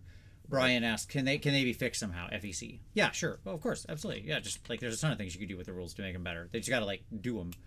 Get somebody who cares about FEC as much as they cared about Sylvaneth, and we'll be fine. Yeah, I mean, what I would say is this. I actually think that they're a great complement to one another. The Recca plus the... Plus, like, Spearhead. Sure. Yeah, Spearhead. Because that gives you 30 Ardboys. It gives Which is not bad. 9, often you want to run a 20 and a 10. Yeah, 9 Ragers, 5 Brutes, the Mega Boss. So then you only have to supplement with, like, 5 more Brute box. Yeah. Right. Or you could pick up another Spear. You could pick up another... Spearhead if you wanted to, and you have a duplicate Mega Bosses, which you won't ever need, but that would give you 2 packs of reinforced Ardboys. Sure. And it would give you 10 Brutes. So, and then that would give you 12 Ragers that you could mix and match. So. But either way, big thank you for the Battle Force boxes. They were good this year. Good job. Keep it up. Keep up the good work. The S2D Battle Tome. I mean, we already tore apart Battle Tomes, so that's fine. Like, see all previous commentary on Battle Tomes. It applies. Here's what I'm going to say, though. But I'm gonna push back. What I will say is this. As much as I hate how much the Battle Tomes are and everything that they've done with them. Mm-hmm. At least they changed something here. Is that what you're going to say? That there is a glimmer of hope. That the truly janky indices with faction abilities, there could potentially be hope for them in the future. Like I guess we'll see. If they turned around the STD core rules that quickly, which does truly seem like a shock to me. Yeah. That they launch these and in 6 months they have a revised rules, like that is quite surprising. It gives me hope that there may be core changes to some of the books coming out. That's Agreed. what I would say. Overall, I mean, like, again, Battletome problems aside, which Battletomes as a whole I find janky, I do like the Skaven tome is fine, and the S2D tome is fine. The Stormcast tome is like, okay, I guess. I like this one. I think it's funny that you find God in the middle of the battle. That you're just like moved by the Holy Spirit, just like, oh, oh, oh, oh, it's taking me, Tom. I feel the Spirit move through me. You know, like, just, it's hilarious to me. Okay, And just how often is the spirit of Slaanesh? Let me just ask that. Like, pretty often you need to make a lot of long yeah, charges. It turns out. yeah, like what percentage of? I mean, if like, my hammer's calling already in upon- combat, they're much more easily moved by corn. I understand that. Yeah, certainly. It's fascinating to, like, it's so funny to me that, like, we've just moved completely away from like units dedicating themselves to a god or whatever, Yeah. to just being like, who's Completely most transactional useful now? Yeah. Yes, like, who's most useful to me now? Yeah. You are. Yes. Which, I mean, I get that, but at the same time, like, I'm man, part of this faith for a good time, not a long time. Is this more just meta commentary on faith? It would right? be like switching churches in your local community based on who was having like the best sort of like potlucks. Yeah, exactly. Yep. Like, well, I was thinking about heading over to the synagogue. I hear they've got a real ripping potluck this weekend. I'm gonna get see what's going on with that faith. The benefits package over there is much better. Yeah, exactly. Oh, next week. Oh, that summer festival potluck that the Episcopalians are having is really off the chain. I'm suddenly feeling the spirit. All right. So at any rate, yeah, you get it. It's funny. Overall, everything we said about Battletomes, but it is interesting they made that change. And yes, I agree. We'll see what happens going forward. Auric War Clans. Speaking of, obviously it got announced. We haven't seen it yet, but here's a little picture from their preview. Terrible cover art. I know it's a mistake. Janky that it's still 2 books. Yeah, right. Or 1 book. Sorry. I know two armies in 1 book. There you go. I know it's a mistake, but I'm so hopeful that it's good, that the endless spells are playable, that they are enticing, right, and that that terrain piece actually does something. I know I'm wrong, but I'm hopeful.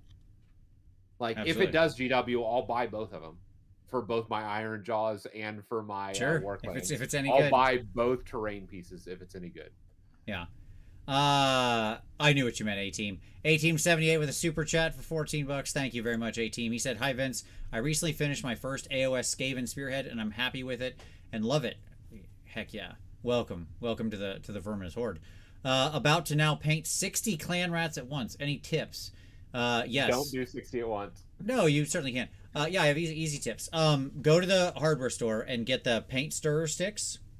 Okay, like those long wooden flat things that are for stirring paint. You can just take them. They just like give them to you.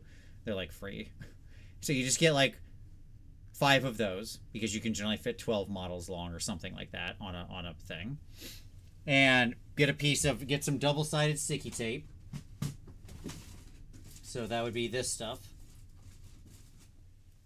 This would be Scotch Mount double-sided indoor mounting tape. This is my sealed one. I do have an open one I use all the time. I use sticky tack that people like you would hang posters and stuff like that with because it's reusable. Yeah, or you can just like peel off a piece of this, stretch it down the thing, stick all your models to it, and you're done. And it's 5 seconds. So you decide. I mean, you can reuse the sticky tack once you pop the model off. That area is still usable again. And then you just prime and paint along there, and it lets you just like you take the stick and you just do all the steps, set it back, pick up the next stick, set the next stick, and you just go. And that like little speed paint, little chopping of the slaps, and you're good to go. So there you go. That's my advice for you, A-Team. 60 clan rats is a lot, but you'll have 80 if you've already got the spearhead done. So well done. I put in this little dork, this little Hobgrot boss model nobody wanted, nobody asked for. The meme here would be no one. GW, here's another stupid foot hero that will die instantly in combat and has a dumb rule. Enjoy. Okay, great. Jank, one of the silliest units in the book. It gets a hero. Okie dokie. It's so funny to me just how disconnected the creation of this war scroll was from the game itself. Absolutely. Absolutely. Goofball nonsense. So please stop with the 1 foot hero thing. Just don't make a model. Just don't make a model. It's fine. Just don't make a model. It's cool. I know I won't be buying it. And then this isn't the last thing. What do I still have? I'm not sure. Okay, so then the dumb orc tower. Sure. For the people that literally hate buildings, destroy constructions and civilization and stuff like that, you get a hastily assembled tower. I said it before in the show. I'll say it again here. Just build your own. Just build your own. You don't need to buy this. Hey, GW, if it's good, I'll buy it. Popsicle sticks, go nuts. But if it's not, it's going to be popsicle stick on the battlefield. Yep. On an 80 mil round or whatever it's on. Oh, sorry, A-Team. You also asked how to vary Storm Fiends. Other question you had. Yeah, how to vary the Storm Fiends. A couple different ways. What you can actually do is, so like their arms, assuming you're building with the same weapons, you can actually like cut their arms and sort of reposition them if you just kind of like shave it down. So they'll have like a little bit of different positioning in here, and that will actually make them feel quite a bit different. If memory serves, they also come with like 2 heads each, so vary the different heads.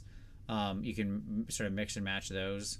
That's a good way to also create a little bit of variance. So that's what I did on mine. Honestly, in a unit of 6, you won't notice that much, even if it's kind of 3 and 3. So just even minor changes will make them feel varied enough. Sorry. Apologize. There was the other answer. Okay. So, yeah, this thing's dumb. I guess we'll see the rules. Then we'll know. Oh, yeah, this is the... Okay, and then the Git Mob stuff. All the Git Mob stuff. I gotta say, THANKY. I have very little interest in it, but it's cool. So it doesn't count. Okay. Didn't release, doesn't count. Fair enough. And yeah, we're into like previews that haven't released yet. Yes. And by the way, it's janky. It can get the hell out of here. Wow. Like I hate all of the like. It's a different army. Stop. Look, goblins need more armies in there. No, bullshit. I'm dropping our one expletive right now. Sure. Because here's the deal. This would be like saying, "Oh, your Iron Jaws? Here, I got a brand new. I have a brand new unit a brand new set of like 4 units. They're all naked orcs that are painted and have like bones through their skin. But why don't you add them to your Iron Jaws army? Because they're orc war clans and they're part of the army." I mean, that's kind of what Brute Raiders are, but all right, sure, I understand. I know, out. Go. That's Savage Orcs. That's a different army. Stop it. Stop it. That's what's happened here.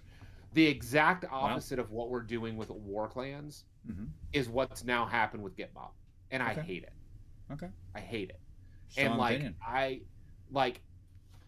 They have elements within the army that need to be developed. This is something new. If it's something new, let it be something new. Yeah, I'm with Rusted Toys here, but doggos. I agree. They all have dogs. That's fine. They all have dogs. Be a different army. Yeah, You're not Moon Clan. I don't know, man. Like, they have suns. They have suns on their shields. They're not Moon Clan. Yeah, they're Sun Clan. Then why are they part of the Moon Clan book? It's a big tent party. No, it's not. Out. Like if it were like the Get Mob Horde book, that's fine. Sure. Right? Like if suddenly you're creating like a big tent book, but that's not what this is. Stop it. GW, have some self-control. Have some self-respect. I don't know. I think they've been on this for a long time with like the Snick a Snacks Wolf Riders or whatever the heck the previous unit was and all that kind of stuff. So I Well, which I thought was dumb before. I Like I understand. would never add those to an army ever, because it's like it is so aesthetically, like it truly is naked orcs in an Iron Jaw army. That's what Right. we're talking about here. Like it's Yeah. not the same thing. Sure. By the This way, is why the way why I hated Cthulhu. Feathers, that texture is not in any of the rest of the army and any of the rest of the wings. Visually, I hate it in that army Goblin because it Big doesn't Tent is match. my band name, says Matthew H. Marmalade says, "What's the other side of the moon? The sun, obviously. Love it." It actually made me think about what's the so like in our world as we like where we live right now, Tom. Right, the moon is not a thing that gives off light, right? Yeah, Correct. it's Yep. reflecting the sun's light. Yeah, Correct. and the moon is actually not very reflective. It's only the moon is as Indeed. reflective as tar, right? So it's only Sure. about 10% of the light that hits it gets reflected, right? Yep. And um but like that made me suddenly think about the mortal realms. Like obviously the bad moon is a thing and it does luminesce on its own, I assume, Correct. right? Correct. But like how many moons are there? Because those are just like what smaller bodies orbiting the various planes of the mortal realms, right? So there's probably a lot of No, moons. it's one bad moon that travels between all of the planes. I understand that. I'm not saying there's more than one bad moon. I'm saying how many moons. Period. I understand there's one bad moon and it moves around. I get that. But that can't be the only moon, right? There's other celestial bodies. How many moons are there?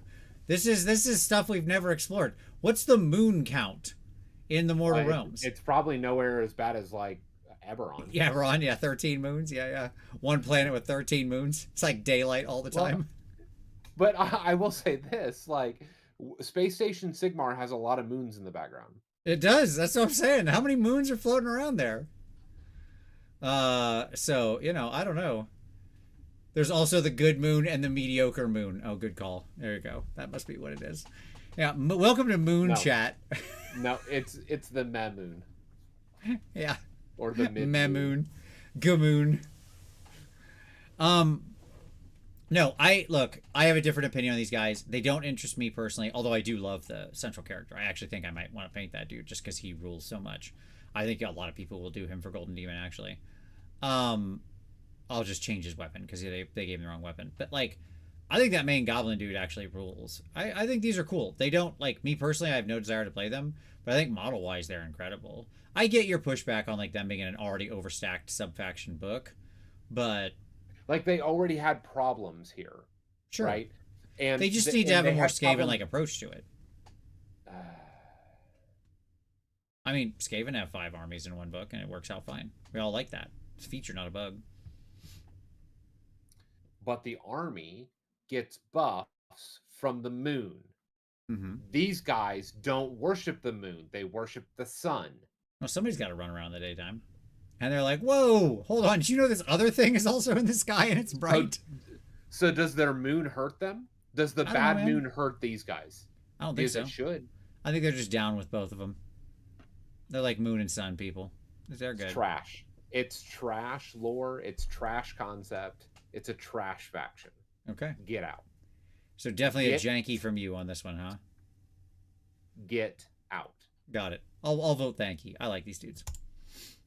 And then lastly, Tom, our last item of the year. This was released. This picture of Ossiarch Bone Reapers was our only Grotmus gift so far. And this was for the cross-faction, like, mercenary regiments of renown. Yeah, what did you think of those? This is not what I was talking about when I talked about a gold faction. Sure, we've been talking about as a faction, yes. Yes. I think you're gonna see a lot of people playing that Nurgling one. Let me just say that. I love the lore there. I want like, even though I know that these have no shelf life at all, I want them to like, I want somebody to paint like little like super subtly like sickly looks on a number of their models, where like from a hobbying standpoint of like a Cities of Sigmar with a bunch of like sickly models, and so you can be like, look, it's Nurgle, like the like the hints were here. when the Nurglings pop out. No, what I'll say is this: um, some of them for me were huge wins. Okay. I love the Ogroids, right? Like, I wish mechanically it functioned a little bit different, right? Like, I wish they were handing out that buff to any unit within combat range. Mm-hmm. You know, like, or any hero unit. Like, I would be I understand. all for that. So I You think wish that that they actually could give that bonus to half of the heroes in destruction, because half of the heroes Correct. in destruction they cannot. Like Correct. a ogre on any kind of monster can't fit in there. Correct. A mega boss on Maw Crusher can't fit in there. Or A pig. son of Behemoth can't fit in there. Right? Yeah. Like at this point, Hero. very few things can actually fit in that buff, which is hilarious. Right. The mega boss. That is what does fit. Mega Boss, the Mega Boss on Butcher, foot. the Slaughtermaster can actually because of his 110. I'm trying to think of who else. The like all the ogre hunters and firebelly and stuff, like things you wouldn't If want he's in melee. perpendicular to The the tyrant. 110, if he's perpendicular than the 110, he should still get the if the No. 110 is this way and he's here, because it's wholly within his combat range, and so it Yeah, would you're the probably right. 110 right, because it'll actually be, because he's on a that Ogroid's on like a 60 mil, and it's going I to think be he's on a 3 inches 50. out, 50 out, but it'll be 3 inches out on both directions of a 50. Yeah, you're right. It'd So fit he's if he was like right 75 next out. to him. You're Yeah. right. You're right. So if he's perpendicular, And like literally touching the base, yes, and perfectly correct. perpendicular and centered. Correct. That would be the only way. Oh, I've looked at it, right? Like, who does this actually work for? Almost no one, regardless. Right. I like the Ogroids for flavor. I actually think mechanically, I think the KO is a surprise hit, because they Okay. can all travel together as a hit squad, whether you're stealing items or not. They actually provide mobility. They provide deep striking. They provide some stuff that you just can't get anywhere else for a Sure. lot of armies, right? Sure. So like, they actually have a cohesive package that does something together. Yeah. And so to that end, I actually think that there's viability there, and I agree with you. I think the Nurgle, there's viability there as well. Yeah, like somebody's like, I think you'll see beast players all over the place with that thing in there. Your chaff unit dies, and then it's a chaff unit again. Got him. Like, get double stuck. Get dunked, right. Nerds. Like, yeah. Yep. So so that's what I would say, is that I like them in concept. I think that I don't think that they're going to be problematic in the meta, but they shouldn't be, right? Like, I think that from the power level, they feel like they're around the right place. mm-hmm. Like, and I would say this: I think the Ogroids, even if they had that buff, I don't think that they would be problematic. Sure. Yeah. Because again, it's a quarter your army, right? Like, yeah, I understand, and most of them are frankly constrained because they're non-reinforced units and stuff like that, and spending a quarter your army on non-reinforced units is always rough. But so, yep. There you go. Yep. Brownie Mate says, like okay, but what if horrors into Nurglings? Now you're thinking.